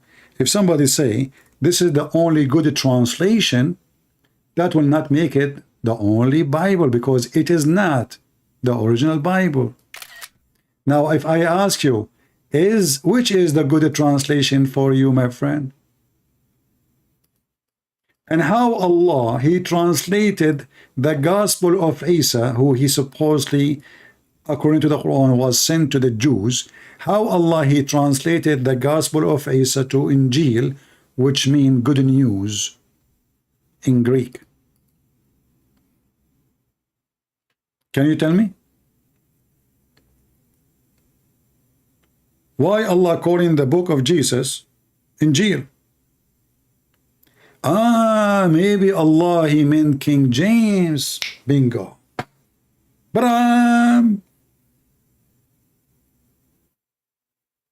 Are you there? Now, I challenge a Muslim to show me 1 document of the original Quran. We have thousands and thousands of manuscripts of our Bible, which is way older than Islam, 600 years. You don't even have 1 page of your Quran. In fact, the Quran you have today is according to who? Read with me. If you open page A in the funny Quran, it says the following.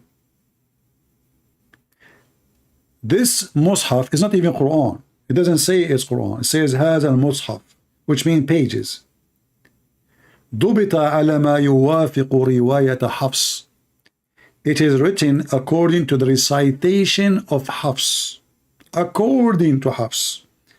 Hafs is a person who exists 200 years after Muhammad. And the Muslim, they say he is a liar. Zahira said, how come Jesus do not know the time? Well, my friend, who said that he don't? If you read the same chapter, you will see Jesus told you everything will happen in the future. Not only that, your dummy Quran confirmed that Jesus, he knew the time, and he can tell you what you hide in your houses. Let me show you what Sheikh Umran, he said about Jesus. Hold on, I will show you your Sheikh. That will make you unhappy.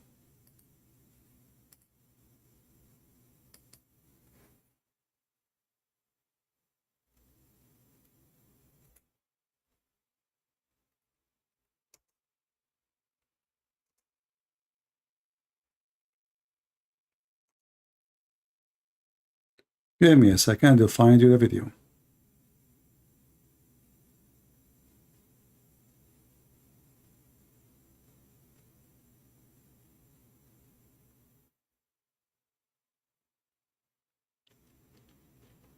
Sheikh Umran Hussein.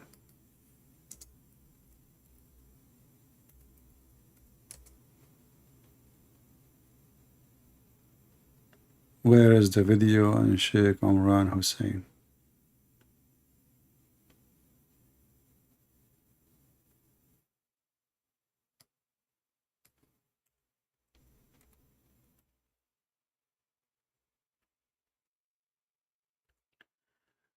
And not to forget to mention that your God do not know the hour.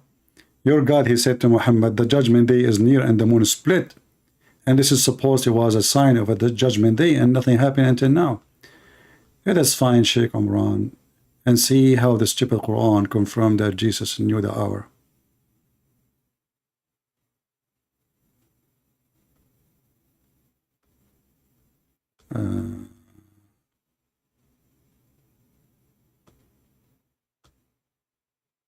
Anyone knows what the name of the video?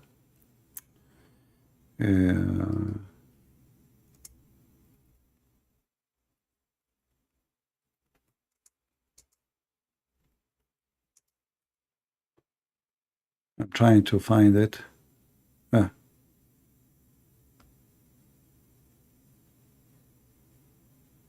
Maybe this one, I don't know. Let us see.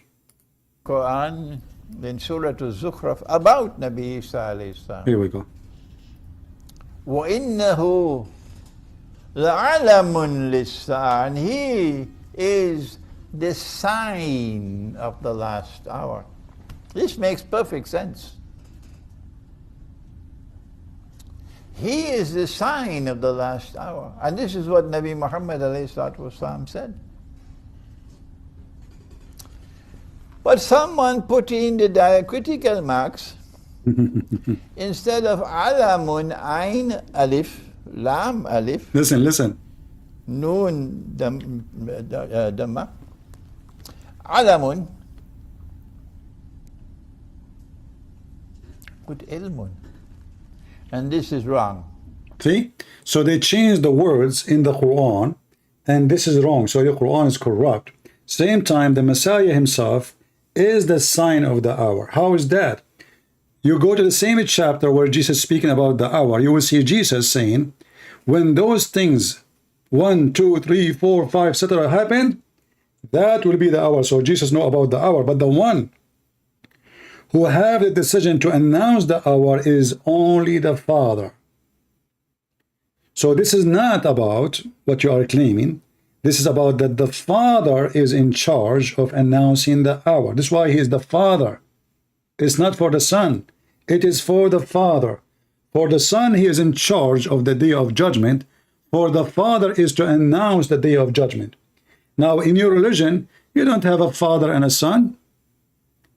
Yet Allah do not know the day of judgment. And let me show you how we can prove it easy. Your prophet, he saw a child, and he said to the Arab in front of him, this child will not grow old before the hour come.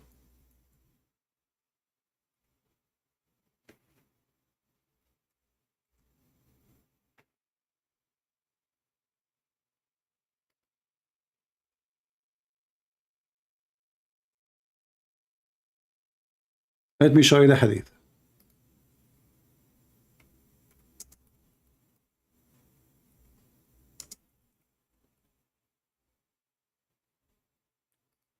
Read and love. Your prophet, he claimed that he knew the hour, and he claimed that this child will not grow old before the hour that judgment come to you. Read it. And this is Sahih. And if Muhammad is a false prophet, that means Allah is a false God. Jesus said, the hour is for my Father. He is the Son. My Father in heaven is the one to announce it. Otherwise, the Messiah, he knew all the unseen. And because in Christianity we don't have a predestiny, the hour is a decision will be made upon the sin of a human being. Which means, the more human mankind are corrupt, the faster the judgment day will come. This is not about knowledge. It's us who can extend. It's us who can make it happen faster. If you remember the story of Sodom and Gomorrah, if there is only 70 people in the city are righteous, God will not destroy it. If there is only 20 people are righteous, he will not destroy it. If there is only 10, God will not destroy it. So judgment day will happen in Christianity is not a predestiny. In Islam, it's a predestiny, and Muhammad, he claimed in his time that the judgment day is going to happen within the age of this child. Haram mean when you arrive almost to 30 to 33. So your prophet, he claimed that in the coming 20 years maximum, we do not know how old this child is. We don't know even if he's a teenage or he is maybe 6 years old. But he claimed that the last hour will come to you and you will see it before this child become old. And this is a very authentic hadith. So who is the one who do not know the hour? It is you. It's your God. What is the answers of the Abdul? How come your God do not know the hour? In my Bible, the Messiah is a son speaking about this is for the Father. So we have answer for that. It is for the Father to announce the hour. It's not for the Son. Do you Muslims have in the Son and the Father believe too? Why your father, oh sorry, your God, you don't have a father. He do not know the hour.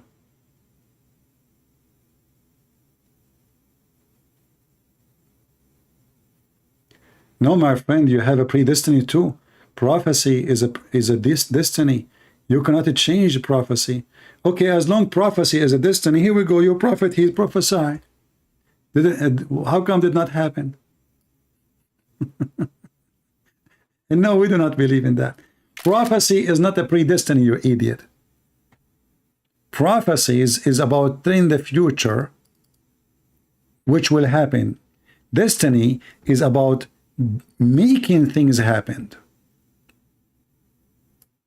And there's a huge difference. As an example, if a prophet, he prophesy that we have hundreds of prophecies about the Messiah, they will come. So God, he sent a prophet to warn people that he have a plan to send the Messiah.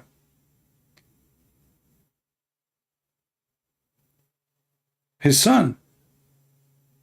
And then when it happened, that is the plan of the Father and the Son. They planned for it. It's not a destiny. The prophet, he been told information we do not know. So he prophesied. Predestiny is someone deciding for you what you will do. And this is why Islam is invalid, because everything in Islam is based on predestiny. To the point even sin in Islam is based on destiny. A thief was captured in the time of the Caliphate, Umar. As you know, a Muslim, he can steal from non-Muslims, but he cannot steal from Christians. So I'm sorry, from Muslims.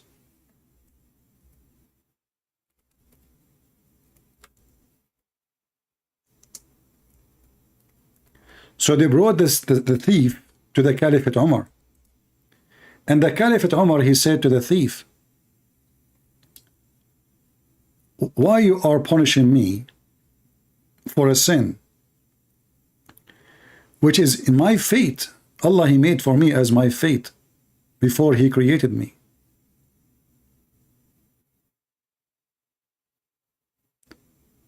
Let me see if I can find you the video,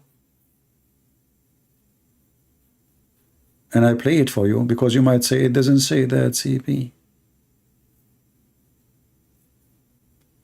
Let's see if this is the one.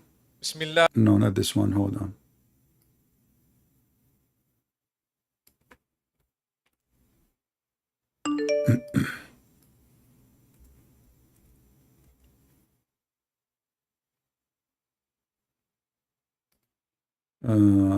Here we go.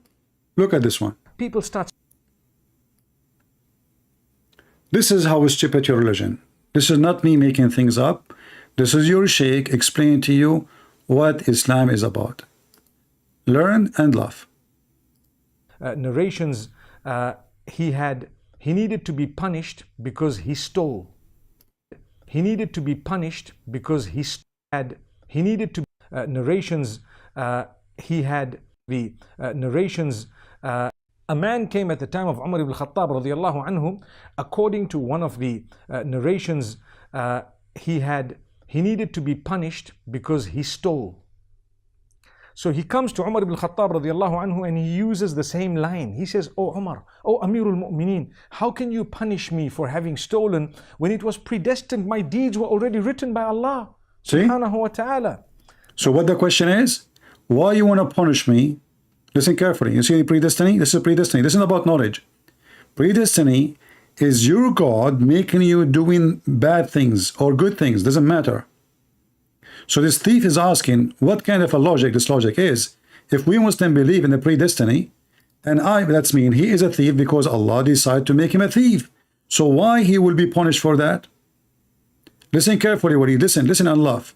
Anhu, according to one of the narrations, he needed to be punished because he stole. So he comes to Umar ibn Khattab radiallahu anhu and he uses the same line. He says, "Oh Umar, oh Amirul Mu'mineen, how can you punish me for having stolen when it was predestined? My deeds were already written by Allah subhanahu wa ta'ala." Now that's quite a good argument if you look at it. Good argument. Umar ibn Khattab radiallahu anhu was one ahead of this man. He says, well, let's punish this man because it was predestined that we were going to punish him. See how stupid this garbage Muhammad is? And now let me show you how Muslims they make poo-poo. Walid, he decided to think and use his brain. And this is how the Muslims use their brain. Be my witness. It's not me who said that. This is the text of Walid. My friend, do not realize that you say, so if a prophecy of your God is just a plan, I have a choice to change his plan. I am a strong... You stupid idiot. This is his plan to do himself. This is not for you, you donkey. Destiny is about things you do. You are stupid. If I say, I plan to travel tomorrow, this is my plan, not yours. I'm not making a destiny for you, you donkey. When we say destiny, it means we decide for everybody what to do and what not to do. But when we say a prophecy is God's plan, that means God's plan, it's not you who will do it. It's God's knowledge and plan to do. This is not about you. So you are stupid again. As an example, when Allah he destiny that shaitan he take hair from your anus, is shaitan is the bad one to blame or Allah or your anus? The answer, Allah. Because Uranus and Shaitan both are victims of the destiny of Allah, the intelligence of Allah. In my belief, the destiny of God can be accepted only in two things. If you sin, the wage of sin is death. And then if you don't repent, you go to hell. That is the only destiny we believe in. Which means there's no other choices. God, He decided at the end of the time, those who believe and repent, they go to heaven. But this is something you decide where to go. Because you have to behave accordingly so you can deserve to go here or there. In your religion, as you just heard, the thief is asking, why in the world I am going to be punished for a sin was decided for me by Allah? So he did not commit the sin, it is Allah. Allah forced him to commit the sin. Listen carefully so you might learn how stupid your religion. To one of the narrations, he needed to be punished, then obviously you would be the fool. A man came at the time of Umar ibn Khattab radiallahu anhu. According to one of the narrations, he needed to be punished because he stole. So he comes to Umar ibn Khattab radiallahu anhu and he uses the same line. He says, "Oh Umar, oh Amirul Mu'mineen, how can you punish me for having stolen when it was predestined? My deeds were already written by Allah subhanahu wa ta'ala." Now that's quite a good argument if you were to look at it. Did you hear what he said?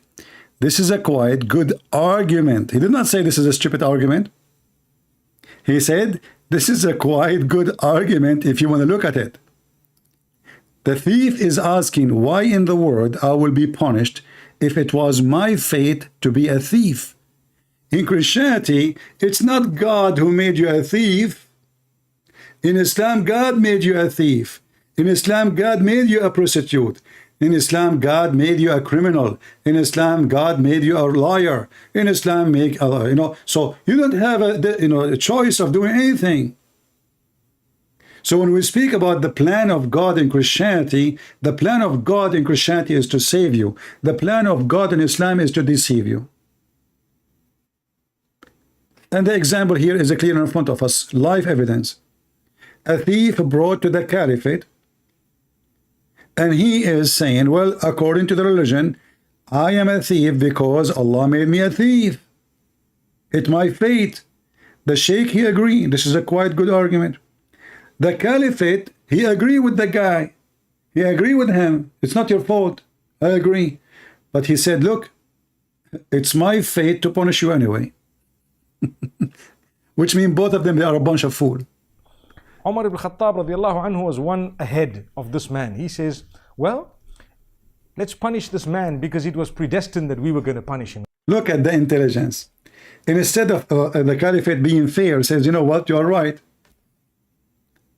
He made it the opposite now. He said, okay, you know what? You are right. And I am predestined to punish you anyway, even if that's your fault.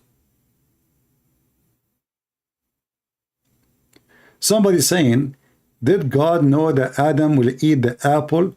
If yes, why did he punish him? God created him, does the attribute. Could you please explain?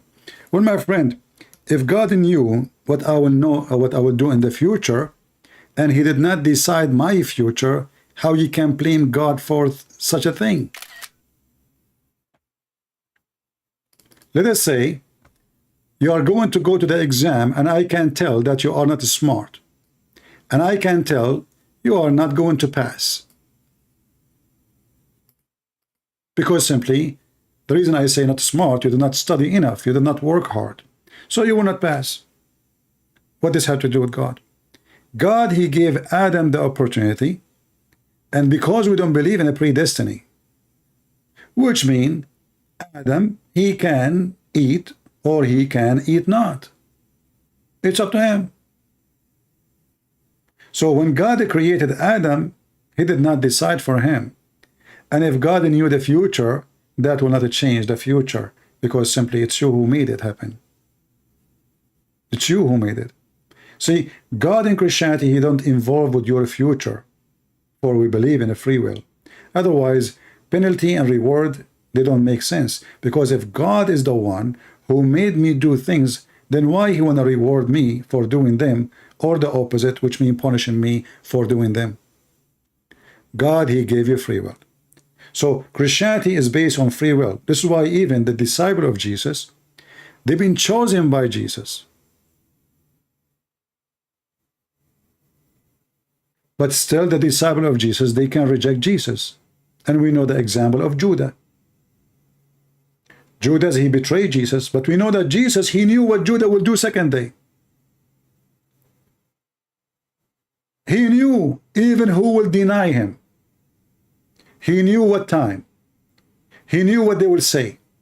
And he told them. And exactly as he said it happened. So knowing what you will do tomorrow still is your doing. God knowing that will not change the fact that's your free will and your decision.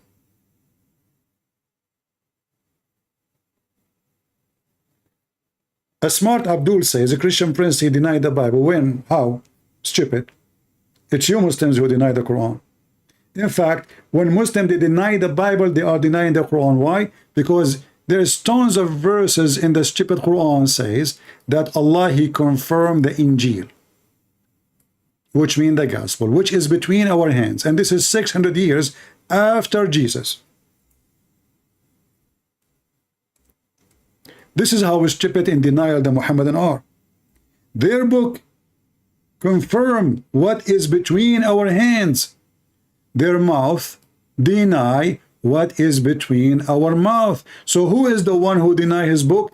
It is the Muhammadan, and the verses in front of you confirming what is with them. Chapter 2 verse 89. And remember, this is 600 years after Jesus. The Muhammadan, they claim that the one who corrupted the Bible is Paul. But as you see, 600 years after Paul, the Quran confirm what is with them, which mean whatever Paul say, whatever John say, whatever Mark say, whatever Luke say, it's in front of you. This is how stupid this religion is. My friend, we answer you about Muharram.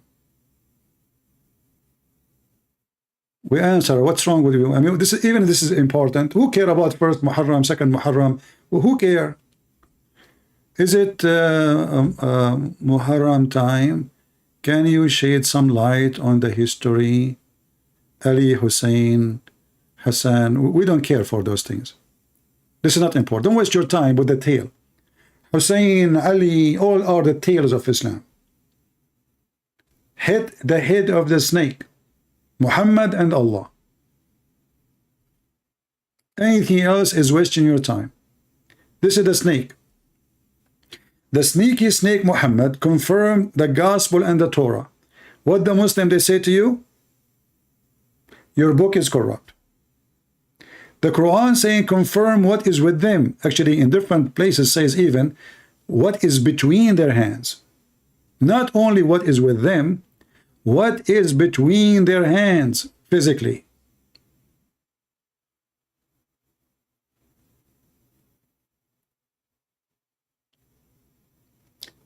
In fact, all the story of Muhammad does not make sense. Okay, the Muslim, they say to you, what is the proof that Jesus was crucified? So somebody came 600 years after Jesus, never met Jesus. How he can confirm what happened and what not happened? Very stupid. Your God, he made mistake making Judas his follower. That is not God, my friend. That's a good question, showing me why Muslims are stupid like their prophet. We just said to you, and we are the one, I am the one who mentioned to you the example of Judah, you idiot, that because of a free will, you can leave. God, he chose you for a reason. God, he knew that Judas is going to betray, but God did not make Judas betray him. This is why Jesus, he said it clearly, he was going to betray him. Go read the gospel, you idiot, son of Muta. Jesus told them he will betray me.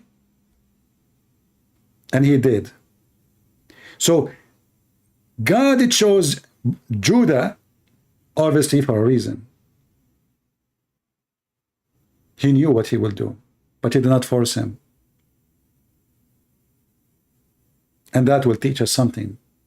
Everything Jesus did, it is to teach us something. So Judah now is always a person of example of how a person can be so close to you and he betray you because of a free will.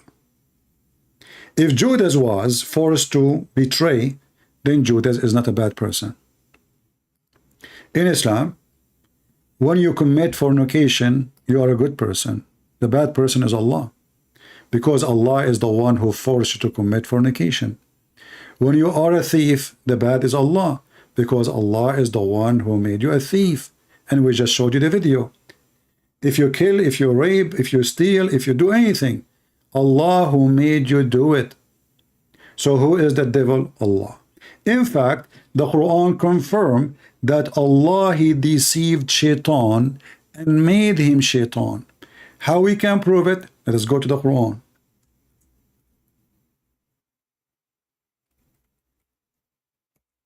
This is your stupid Quran.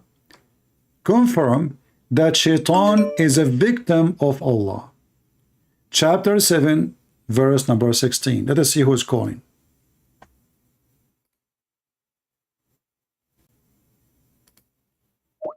Do you see it? Shaitan telling Allah, because you deceived me and you made me Shaitan, okay, I'm going to sit in their way. It's in front of you. So who is the one is the Shaitan? Hello? Hello? Go ahead, I hear you. Are you a Muslim? Yes, I'm a Muslim. I have difficulty to hear you. Can you speak louder? Yeah, I'm a Muslim. You have a voice changer? No. Okay. Yes, a Muslim. Fakira? They are not even brave enough to use their voice. Let us see another person.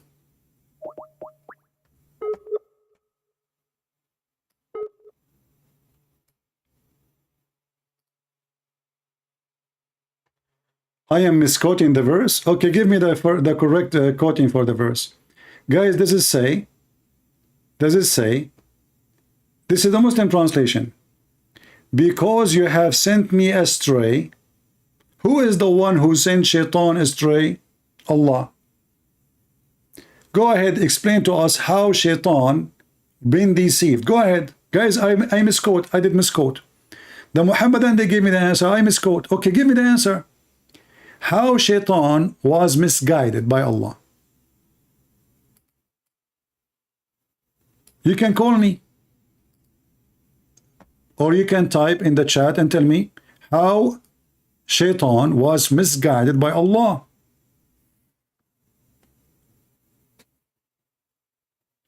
In fact, Shaitan, he worshiped Allah.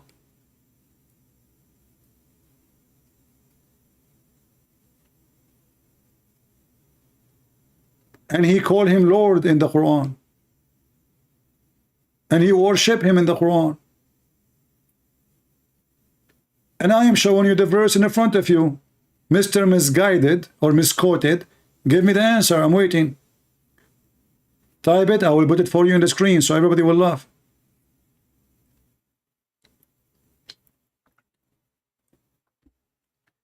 So as you see, everything in Islam is the guilty is Allah. Allah, even Shaitan is a victim of Allah. Shaitan himself is a good person in Islam. Allah is the bad person. Allah, he made Adam sin. Allah, he made Jews bad according to the Quran. Allah made the Christian become kuffar. Allah made the pagan become pagan. Allah, he made you a curse. Allah, he made you lie. Allah, he made you fornicate. Allah, he made you do everything. It's in front of you. And every Muslim believe in destiny. So you are arguing about what? So it was destiny for Shaitan to do what he's doing or not? Was it a destiny or not? See how stupid they are? When they want, they defend destiny. But if you defend destiny, this is what destiny is. It was a destiny for Shaitan to be Shaitan. In Christianity, no. God did not create him to be Shaitan.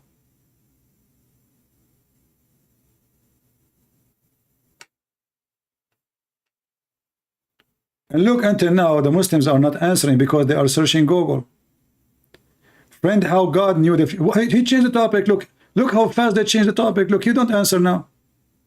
Guys, do you see how fast they answer? They changed the topic. My friend, where is my answer about Allah deceiving Shaitan? You don't want to answer. Didn't you say I am misquoting? We are waiting for the answer. Give us the correct quoting. My friend, how God, he knew the future, but he does not make it destiny. Very stupid of you. Knowing the future have nothing to do with destiny. As an example, if the cloud is going to come tomorrow and I know the future because I have satellite, is that destiny? Destiny, you idiot, is making you doing things, not knowing only. Knowing you doing things does not make it destiny. Destiny is you being forced, not according to your will, for things to happen. And those things is about you, not about weather. It's about you yourself. Like doing good deed or bad deed. Not about eating and tutu, poo-poo, and taking shower and taking a piss. The destiny we are talking about is every good and bad you do is made decision for it, not by you. So don't stop saying stupid things that God knows, God knows. What is that? And by the way, your God does not know. He do not know.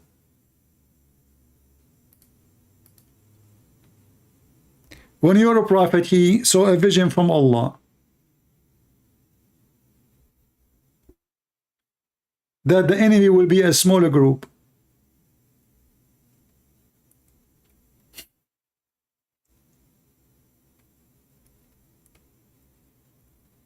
When they went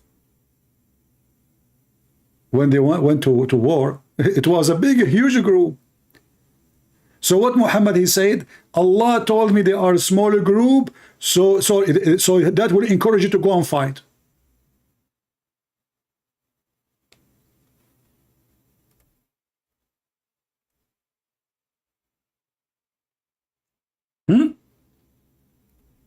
He don't want to admit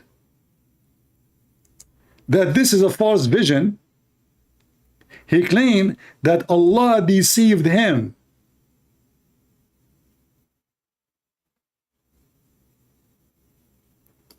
Allah deceived Muhammad, made him see the number of the attackers or the one who will fight the Muslims small in numbers. Why? Because Allah wanna make the Muslims go and not to be afraid from war, which means he lied to them. Guys, Allah, he lied to the Muslims. He lied to Muhammad, told him that the enemy tomorrow, they will be small in number, and when they went there, they found a huge number. Chapter 8, verse number 43. It's in front of you. And remember, when Allah showed them to you as a few of your, i.e. Muhammad, dream, if he had shown them to you as many, you should surely have been discouraged. So Allah, he showed Muhammad few to encourage the Muslims, lying to them. Can you believe it? Guys, can you believe it? It's in front of you. Allah, you know, have you ever heard of a prophet? He see a false prophecy from his God?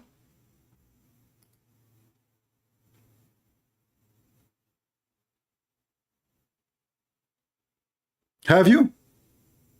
So Allah gave Muhammad false prophecy, and that is what to make the Muslims encouraged.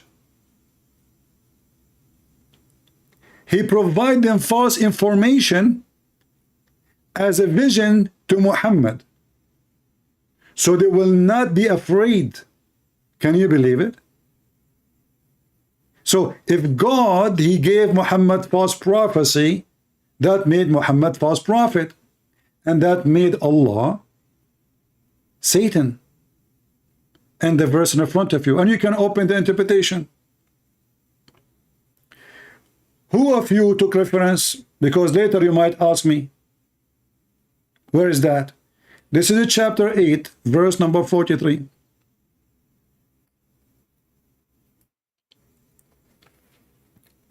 How many of you took reference? Give me one.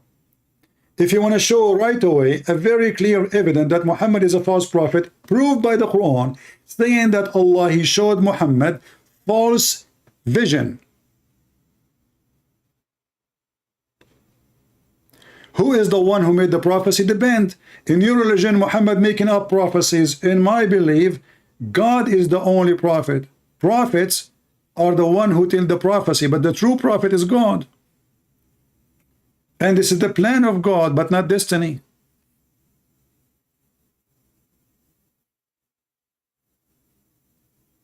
Read with me. Allah, he made Muhammad see a false vision. Very clear evidence that Muhammad is a fraud. Chapter 8, verse number 43. Who can be that? Who is a Muslim he dare to call me and tell me this is not a clear proof that Muhammad is a false prophet? His God showed him that the number of the enemy is little, and the number was not. It was a huge difference. And now Muhammad, he want to cover his ass. He said, Allah told me that he made me see it this way so I can encourage you that you will win.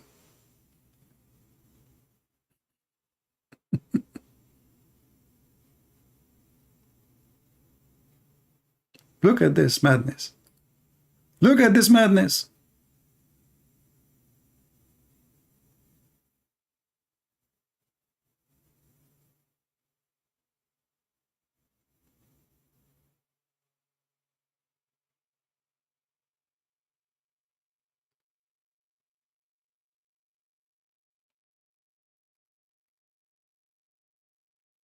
A person who is a prophet of God, his God will never give him false vision.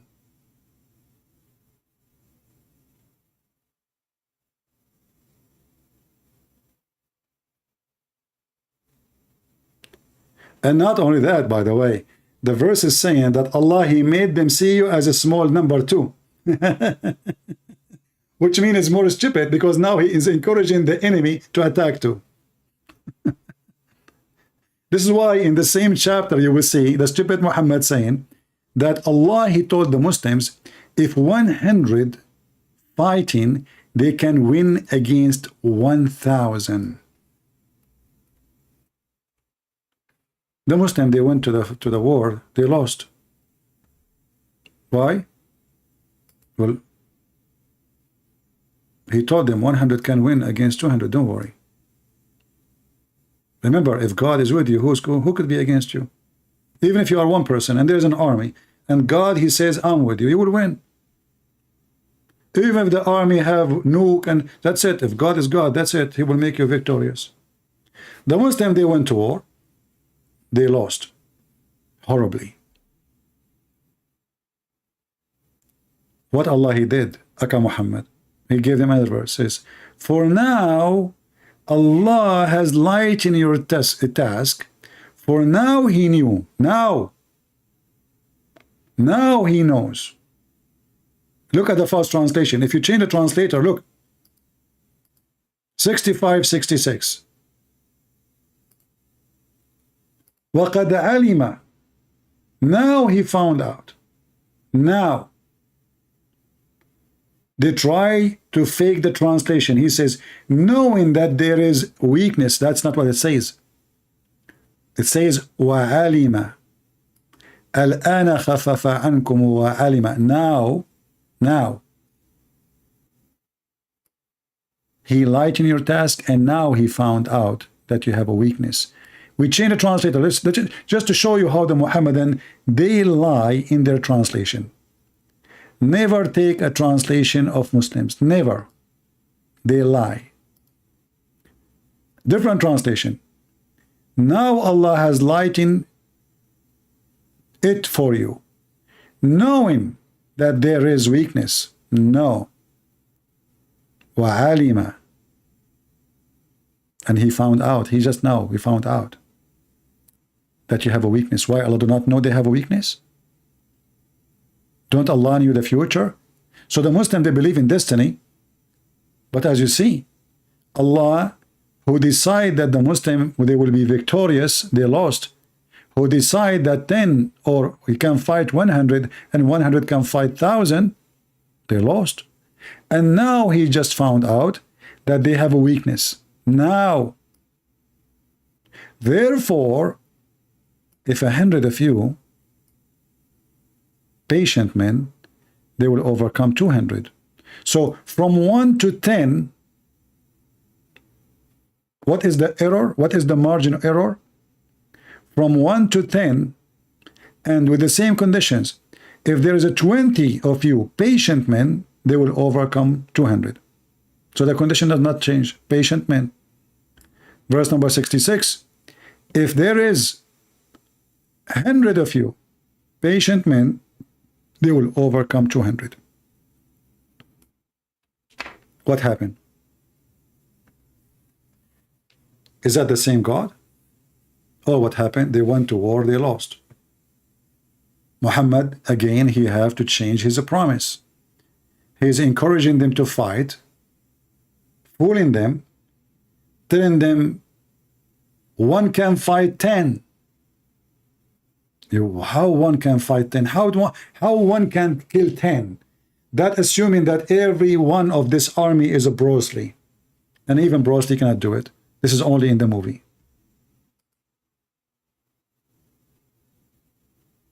10, that means 20 hands. There's no way a man, he can beat 10 men unless it's in the movie. Because all what they need, one hold one hand, one hold the other hand, one hold the leg, foot, that's it.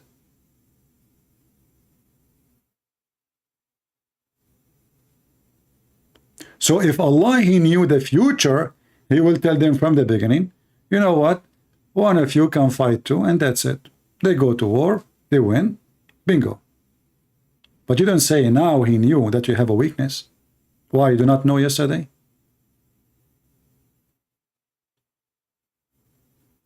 Who make the future? Ask the question to God. Who make the future? You make your future. This is why it's a free will.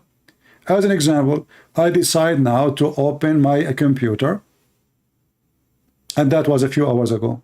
Is it God who made me open the computer? No. We are not fool like you, Muhammadan. If I decide to go and kill somebody now, I made a future myself. My future and the future of somebody. This is not God. Muhammadan are going very stupid in their IQ when they believe in the stupid destiny. Because all the idea, by the way, destiny is a satanic idea to make you feel not guilty. The whole idea of destiny, that if you rape a woman, you don't feel that you are a rapist. Well, it's a destiny. This is what Allah wants. And the funny is, the Quran is one of the most stupid book speaking about destiny. As an example, the Arab, they said to Muhammad,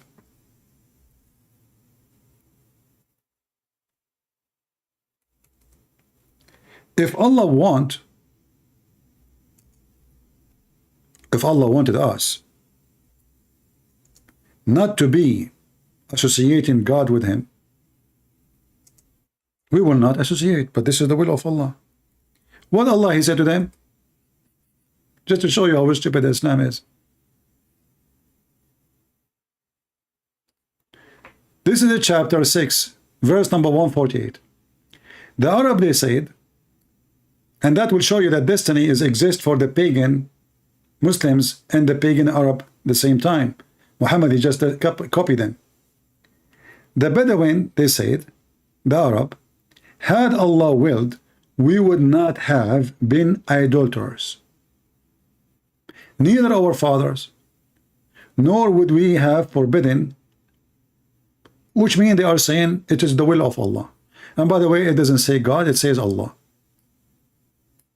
In front of you. سيقول الذين أشركوا لو شاء الله ما أشركنا.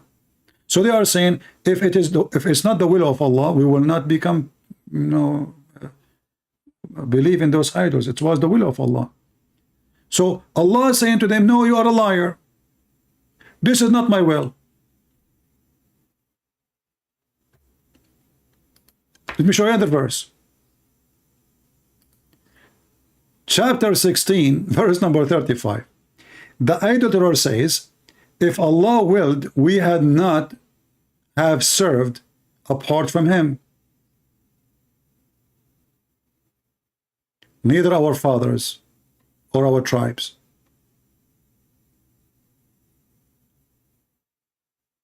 Allah accusing them of lying. But the same stupid Quran says the following. It was Allah's will to make them worship.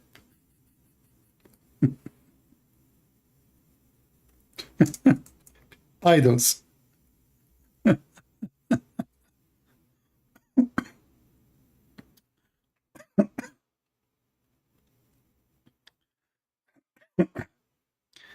When you read the Quran, you will see how stupid this religion is. All those verses you see in the screen is just a chain of contradiction. Chapter 6, verse 107. It says, if it is the will of Allah, had not, it is the will of Allah, they will not take beside him any gods. Are you with me? Guys, do you see the stupidity? So the other verses, the Arab, they are saying, it is the will of Allah for us to worship gods beside Allah. Allah said to them, no, this is not my will. It's not me. Here, he's saying, yes, it's me. Read it. Had Allah willed, they would not have taken others beside him in worship. How this can be from God? So the Arab, they are saying, listen, we believe in destiny. Muhammad, here we go. Allah destiny for us to worship those idols. Muhammad now, he decided to be smart. He said, this is your statement. No proof of it. Few days after, Muhammad, he come with this.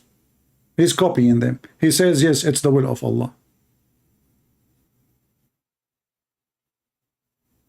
It's in front of you. And remember, the Quran says, if this is a book made by other than Allah, you will find in it a lot of contradiction, and they cannot be the same, because either Allah willed that they will worship someone beside him, or it is not the will of Allah. If it is not the will of Allah, that means Muslims do not believe in destiny. If it's the will of Allah, that means Muslims believe in destiny. But all of us, we know that the Muslims believe in destiny to the bones. And the verse here confirms that. Chapter 6, verse 107.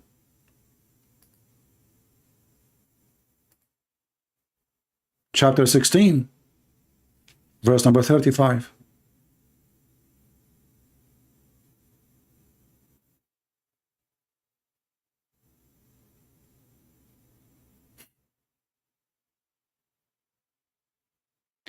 Here we go. Walid, he just gave me the verse of falafel because he gave up, he cannot answer.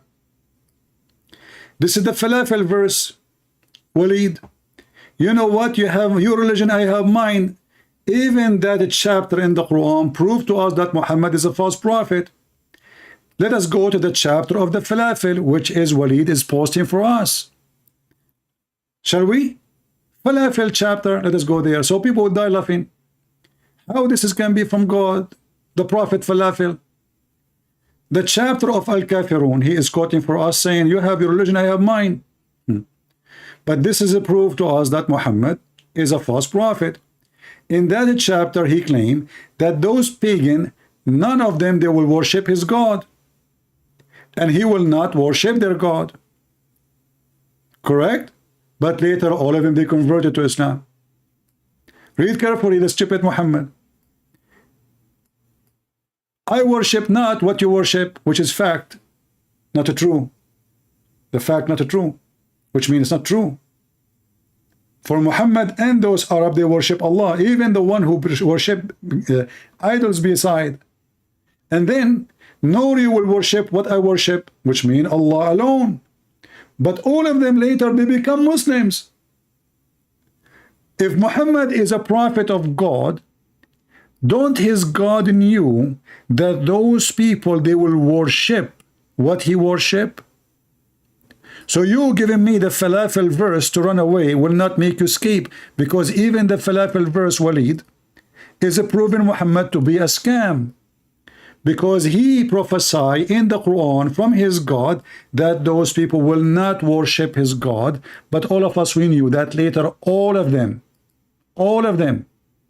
they converted to Islam. And you shall not worship. What are you worshiping? Muhammad later received satanic verses and he worshipped the 3 daughters of Allah. So even this one not true. Muhammad, he bowed down to the 3 daughters of Allah and he said their intercession is a must. Satanic verses. And then, no, you will worship that what I worship, and Muhammad being stupid again, repeating the same thing like a parrot. Didn't you just say this? Why you are repeating this again? It's the same. For you, you have your religion, I have mine. Thank you, falafel. If we change this chapter just to show you the wisdom of Allah, from worship to food or eat, I eat not what you eat, nor you will eat what I eat. Nor I will eat what do you eat, because you will not do eat what I eat, and I will never do eat what you eat, because I do eat what I eat, and you have your food, I have mine. Wisdom of God. This is God talking. This chapter alone is enough to prove Muhammad as a fraud. For all of them, they become Muslims. All of them. Mr. Falafel chapter. So when you gave me this chapter saying to me, you know, Christian Prince, I have my religion, I don't have, you have yours. By the way, you don't have religion. Where is your religion? I challenge you to tell me what is your religion. What is your religion? Kissing black stones?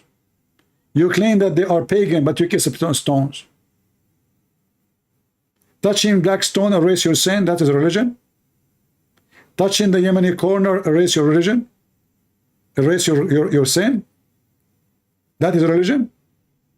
Entering the bathroom with your left foot will stop shaitan from seeing you? That is religion?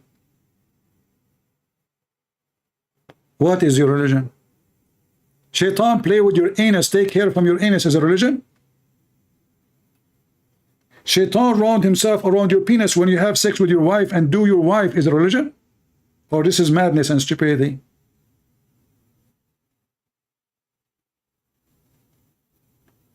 You Muhammadan never had religion and you will never have one.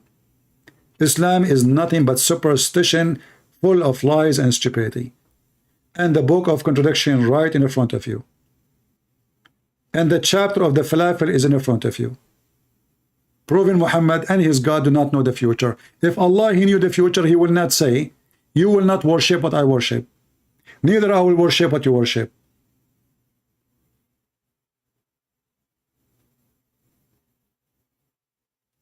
My God, the Lord, the Messiah, his name is holy, his act is holy, his promise is holy, and always he keep his promise.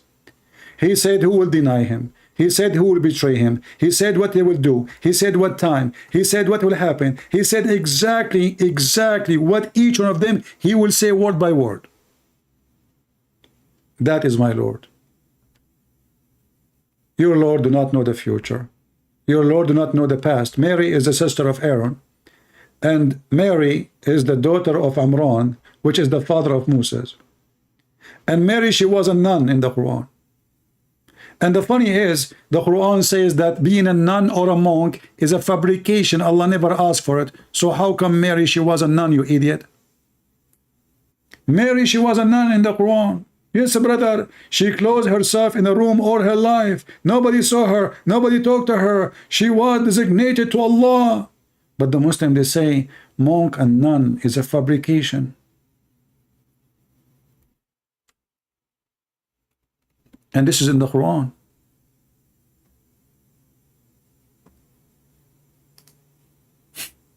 You see it? Chapter 57, verse number 27. The same as the Quran made Mary a nun. Mary, she never saw a man. Mary, she never spoke to a man. Mary, she is locked in a room. Not only in a room, in the mihrab, which is the holy, the most holy place in the temple, where women are not even allowed to go there.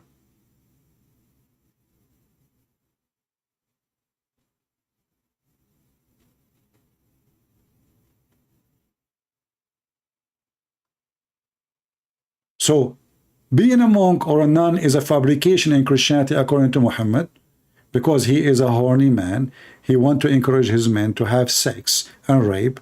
He is not a decent man of God. He is not designating his life to God. He just want to have fun, eat, rape, money, gold. And this is not what a monk is about.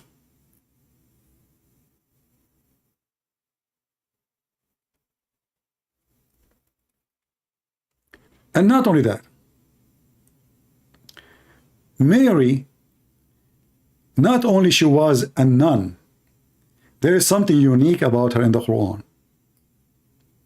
Allah bring her all the grocery to her room. Allah, he put in the room of Mary a refrigerator.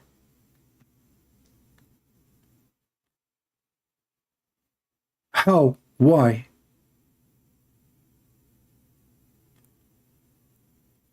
Mary, she never bought food all her life.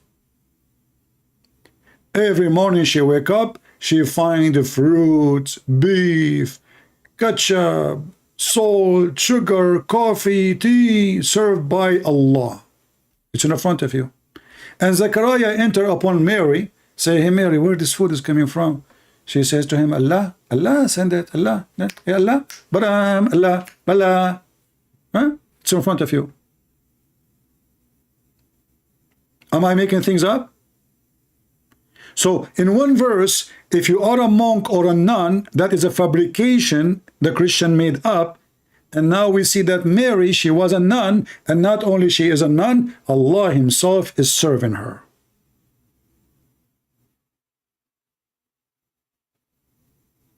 Chapter 3, verse number 37. And this is why the Muslims don't dare to call me, don't dare to debate me, and they send me their kids. Their sheikhs don't dare to call, because they will lose their reputation and they will lose their career, if they have any.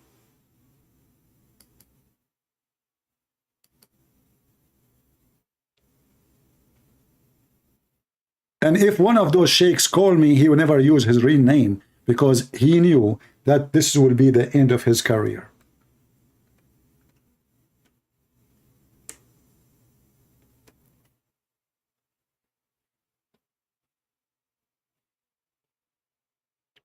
And suddenly Zechariah is the one taking care of Mary. And she lived all her life in the temple, not at home.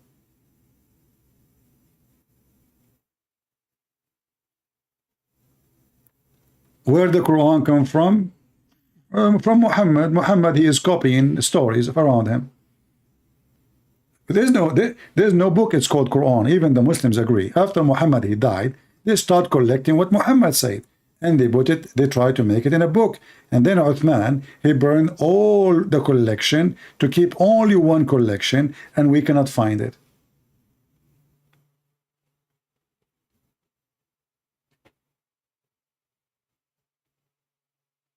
Any Muhammadan? Any Muhammadan would like to call me so Allah will reward him and make his penis endless as he promised? You know, I would be so happy to see you Muslims in the day of judgment and your God made your penis endless. You know, I have a hobby. I did not tell you about it. Always I like to find a target to shoot at it. Moving target. And I cannot find better than your penis in the day of judgment. Like imagine guys, endless penis and moving so fast. And now a Christian prince is trying to aim and Abdul is moving his penis. Actually, the penis is moving the Abdul because if this penis is so endless, the penis will be way more heavy than the Abdul himself. I mean, look how beautiful this image is. There's a guy, he's a man. He have a penis. There's a pipe coming from his body, in the middle of his body. And this pipe keep going, keep going, keep going, keep going, by the power of Allah. And keep going, keep going. But brother, straight, huh? Brother, hold on, man. You just across the borders of China. You know what the Chinese would do? Those Chinese, they eat anything. They will make from it sausages. They will make a barbecue. They will feed your penis to their dogs and their pigs. I mean, where are you going? Do you know even where your penis going? I mean, what kind of a prophet he promised endless penis? I mean, make it 6 meters, make it 60 meters, but endless. And what make it more funny, the women's vagina is fit for that. How that will work? To make the vagina fit for that, I mean, is the vagina going to come out from her ass? Endless too? I mean, this man is a madman.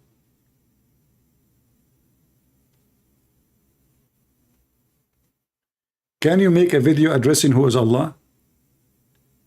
My friend, I made 1,000 videos. Each time I ask the Muslims who is Allah, nobody answer me.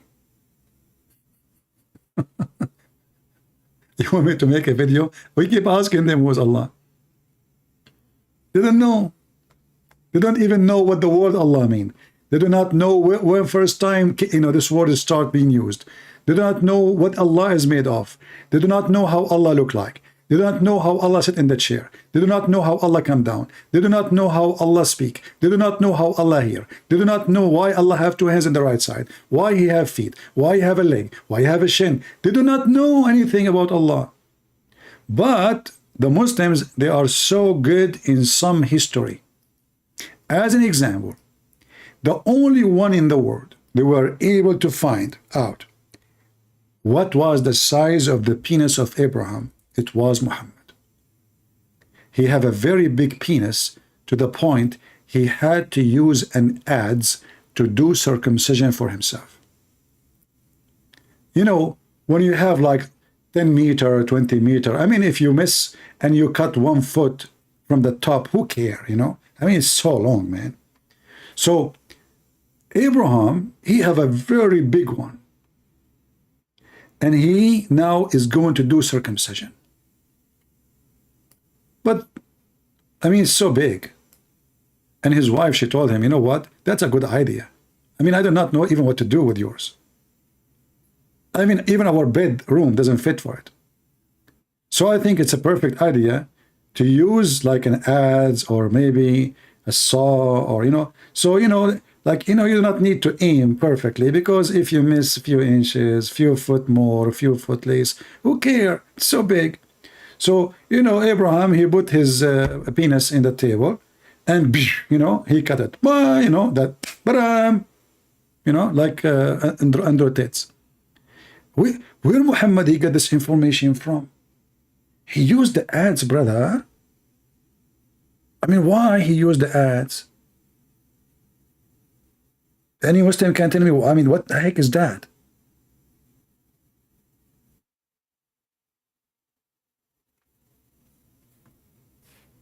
And why Muhammad did not use the ads for his penis? Any Muslim can tell me why Muhammad never did circumcision? You see, those Muslims, they keep saying to you, we circumcised with. So the Muslim himself, Muhammad himself, never been circumcised. Maybe he don't have an ads. Get him one. Or maybe his penis was so small, and if he do circumcision, nothing will be left. So he said, let me keep it as the way it is. At least there is something there. Or maybe he tried to do circumcision, he could not find it.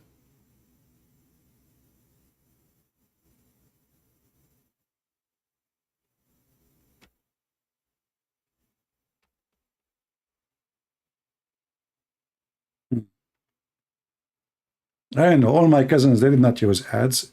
They, you know, their dad, he closed the door of the van on their penis. Very simple. I can put your close the door. The piece is gone. The dog ate it. Any Muhammadan?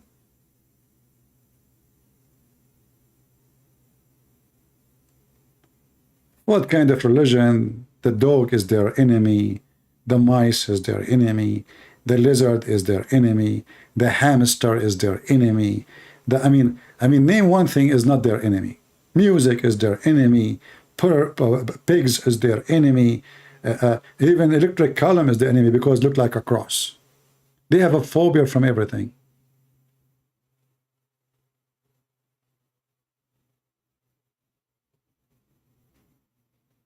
And you know, Shaitan is targeting every hole in the Muslim. Shaitan want to sleep in their nose. He piss in their ears. He jump in their mouth. He play with their penis. He take hair from their anus. And he go inside their anus. So what is left? Conspiracy religion. They blame Shaitan for everything. But they believe in destiny. I mean, how you believe in destiny, you blame Shaitan? Do you see the stupidity? In one hand, they believe in destiny. In the other hand, they believe Shaitan mislead them. If you believe in destiny, then Allah is the one who made you do it. Zero brain, zero logic, zero intellect, zero thinking.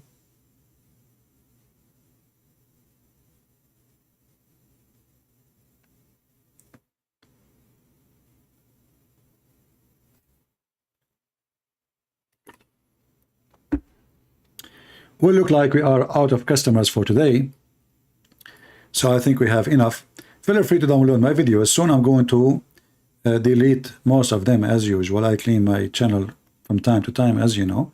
So feel free to download them before we take them down. I hope today we have a good time. And if you are thinking to do circumcision to yourself, please be careful. Don't do that at home. Disclaimer, don't go and get the ads. Don't tell me that Christian Prince in his video, he said Abraham did it. Hello? I know you. And then your wife, she sue me. Christian Prince, this, you know, he made my husband lose his penis. He went to the kitchen, he put his thing in the, you know, in the table and boom, you know, and smash it. Don't do that at home. Disclaimer, disclaimer. You know? Be smart like Prophet Muhammad. And don't go to the barber shop. You go to the barber shop, he takes some hair from your head or from your anus. I don't know why, how they can get the hair from his anus. And they control you. That's why I never go to the barber shop. Especially if the ones that work there is a female. She take hair from your head and now she control you. Suddenly you are marrying her. Suddenly you are having children from her. Suddenly you are, you know, I mean, all of this because she took hair from you. This is Islam. Hair? Somebody take hair from you, he can control you. That's it. I mean, I'm going to work as a barber shop and I will control the whole town. And then the beautiful Islam is that there is a God. He sent two angels. One, his name is Harut, and the other one, his name is Marut. They are Armenian. And they open a school to teach people magic. And what the purpose of the magic? Charity. Allah decide to open a school so the wife and the husband, they will fight. Look how beautiful. Only in Islam. Allah, he opened a Harry Potter school. And before he teach you magic, the angels of Allah will make you sign a disclaimer saying, listen to me, don't disbelieve. We are just a temptation. So don't disbelieve. And from them, they learned how they might divide the man and his wife. Look how good this Allah. Hey, look, man and wife, they are happy. They are not fighting. How boring. I mean, this is really stupid. I mean, who of us like to have a woman, she is not fighting with you? That's bad, boring. Now, Allah will add some spice and action and some throwing dishes, high heels in your head from your wife. Her mother-in-law, she joined, and then they throw you from the window of the kitchen, and then the wife, she locked the door, she tell you don't come here again, and then you break in from the bathroom, and then she called the police, and then they will accuse you with domestic violence, and the story keep going, huh? So Allah, He decided to get some action in your life because Allah is so beautiful. He said, you know what? It's time to open a school of magic. I will send 2 angels in the Tower of the Babylon. And why the Tower of the Babylon? Because this is the elevator to Allah. Make sense? Think with me, think with me. If you are a Muslim, don't think. That will hurt you. Please. Disclaimer, don't sue me. It hurt. Don't do that at home, Muslims. Don't think. So Allah sent the angel Harut and Marut in the Babylon Tower because it's very high. And this is the way, the easiest way for angel of Allah to come down, because this is the only elevator allowed at that time. And it used to work by solar system, by the way. Okay? Made by Allah, not Tesla. And those 2 angels, Harut and Marut, they open a school. And by the way, you don't pay fees. Free school. First free school ever. There's no fees. For free, brother. Not like Andrew Tate, you have to pay $300 to get a pimp PhD from a guy who don't have high school. And then, brother, they teach you how to do magic to make the wife and the husband they fight. Look how beautiful. You must love Allah. Huh? Man, isn't it so beautiful? Let us make some investigation here before we finish for today. Who of you had a fight with his wife in the last week? Come on, give me one, give me one. Don't be shy, it's okay, you do not wash the dishes, and that will ignite the fight. Give me one, let us see. If you had a fight with your wife last week, give us one. Nobody? Look like the wives are watching, nobody there. Nobody have a fight with his wife last week? Nobody. I don't know why I believe you. Okay. Brother, you and your wife should understand something. This is destiny from Allah. Harut and Marut. They sent by Allah to make your life beautiful. Not boring. Imagine you sit with your wife every night watching TV. Hey, easy. Honey, I love you. I love you too. Do you like make some tea for you? Okay, honey. Thank you very much. Boring. I'm saying, yuck. As now we want some action. You idiot! Why you are late? What's wrong with you? You call me an idiot? Are you talking to me? If there's any idiot in the town beside you, you tell me. Where you been all night? Oh, I was here. What are you talking about? I did not leave the house. You did not leave the house. Are you saying that you are here, but I cannot see you? Yes. Is that because you are so short? No. Is that because you are nobody? No. Is that because you are invisible? Maybe. You know what? You cannot fool me. I want to get divorced. So Allah wanted to make your life fun. Allah, brother, He love you. He wants you to get divorced and lose your family. And then you cry. And that will make you have more emotion. Allah want to provide you with extra emotion. Don't you like to have emotion? Well, Harut and Marut, peace be upon them, they are saying hello to you from the Babylon. When Harubotar, they come to the Babylon, they start singing like by the river of Babylon, where Harut sat down, he opened a school next to the Babylon. he start teaching magic to the Abdul Wajik, and they said hi, say to your marriage goodbye, by the river of Babylon, where Marut sat down. Horrible things happen, magic just happened. Anyway, true story. So now, if you going through divorce, you know you blame who? Exactly. And if you are a lawyer, now you know you should send the flowers every day to who? Harut and Marut and Allah. If not Harut and Marut, sent by Allah, you will not making money from divorce. You should appreciate them. Do we have any Muslim? Sorry, I do not know how to sing, so I make it up. I'm not a, the last, I don't even sing in my yard because the trees will die. They cannot handle it. They cannot handle the truth that Muhammad is fake and Santa Claus is real. Any Muhammadan?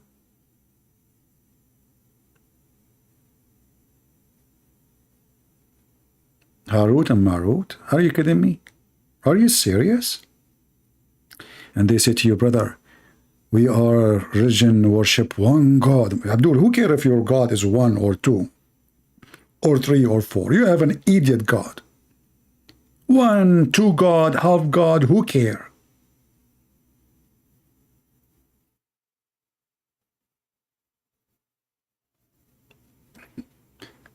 Yeah, I know other song. You are right, Joe.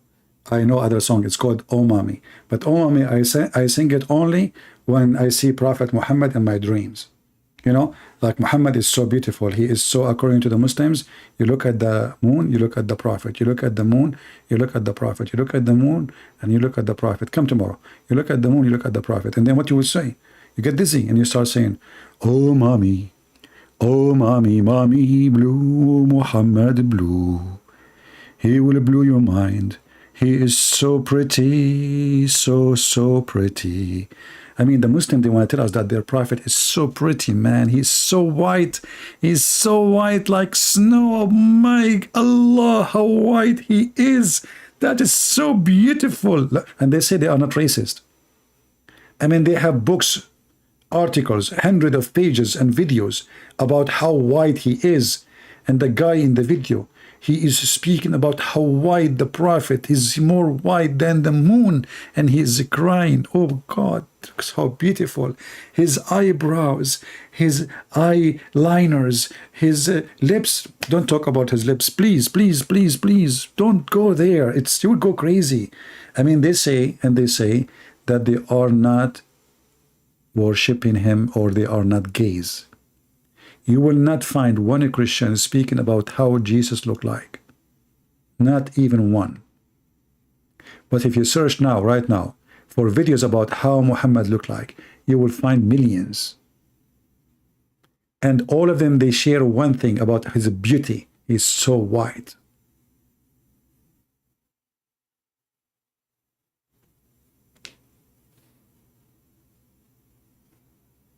I mean, first time I saw this video, about he look at the prophet, he look at the moon, he look at the prophet, he look at the moon, he look at the prophet. I cannot believe how stupid this video is. I mean, are we going to spend the whole day looking at the moon, looking at the prophet?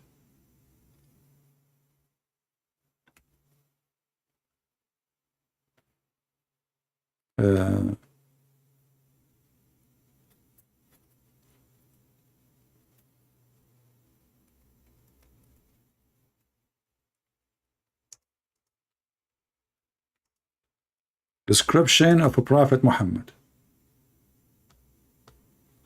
Oh boy. And not only that, they put those music for you in the background, brother. Brother, when you hear this music, that will make Islam holy. Really holy. Holy moon. What happened to this page? It's getting, for some reason, it gets so big. Let us zoom out. something wrong.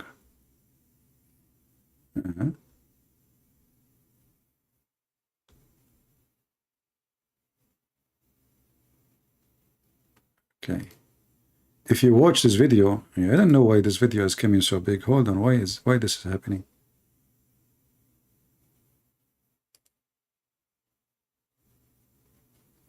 I am not sure. Anyway, I will show you the video title.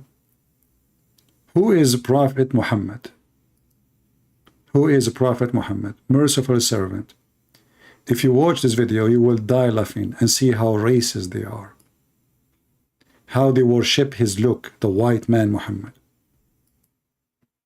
The man is even crying, showing emotion, for he is so in love with the look of the Prophet. He described his nose, his lips, his hips. He described his eyeliners, his eyebrows. He described every inch of his body except his penis. I'm not sure why. I don't know. I mean, you should go there. As long as you are worshiping the whole package, just say it all, man. What is missing? What a crazy cult. Anyway, God is good. And we expose them with no mercy. And I don't know what happened with my page. Suddenly, the whole page is big. Maybe I need to restart my browser. But anyway, it's not worth it. Guys, I want to say thank you for being here. I hope we have a good time. And Muslims, I hope you did not get upset from what I said. Trust me, I'm not trying to hurt your feeling. Not at all. Because I know you don't have any. I mean, the one who chased a lizard to kill, I don't know what kind of feeling he have. And the one who want to kill a dog just because he's a dog, I don't know if even have any feeling. And the one who make a fatwa against Mickey Mouse because Mickey Mouse the enemy of Allah, I don't know even if he is a human. He want to kill a cartoon. Violence is your religion. But in the same time, when you are a small minority, you are so coward. You are violent and aggressive when you are majority. When you are small in number, you are so subdued like a cat. You are a lion when there is too many of you in the front of one of us. This is who you are. And this is what happened to Muhammad. When he was little, he was like a cat. As soon he have big number, he became a hyena. And your hyena is defeated. Take it from me. Thank you all for being here. May the Lord bless you. This is your brother Christian Prince, was serving you humbly for today. Christ is Lord. Islam is a fraud, and we prove it every day. Take care.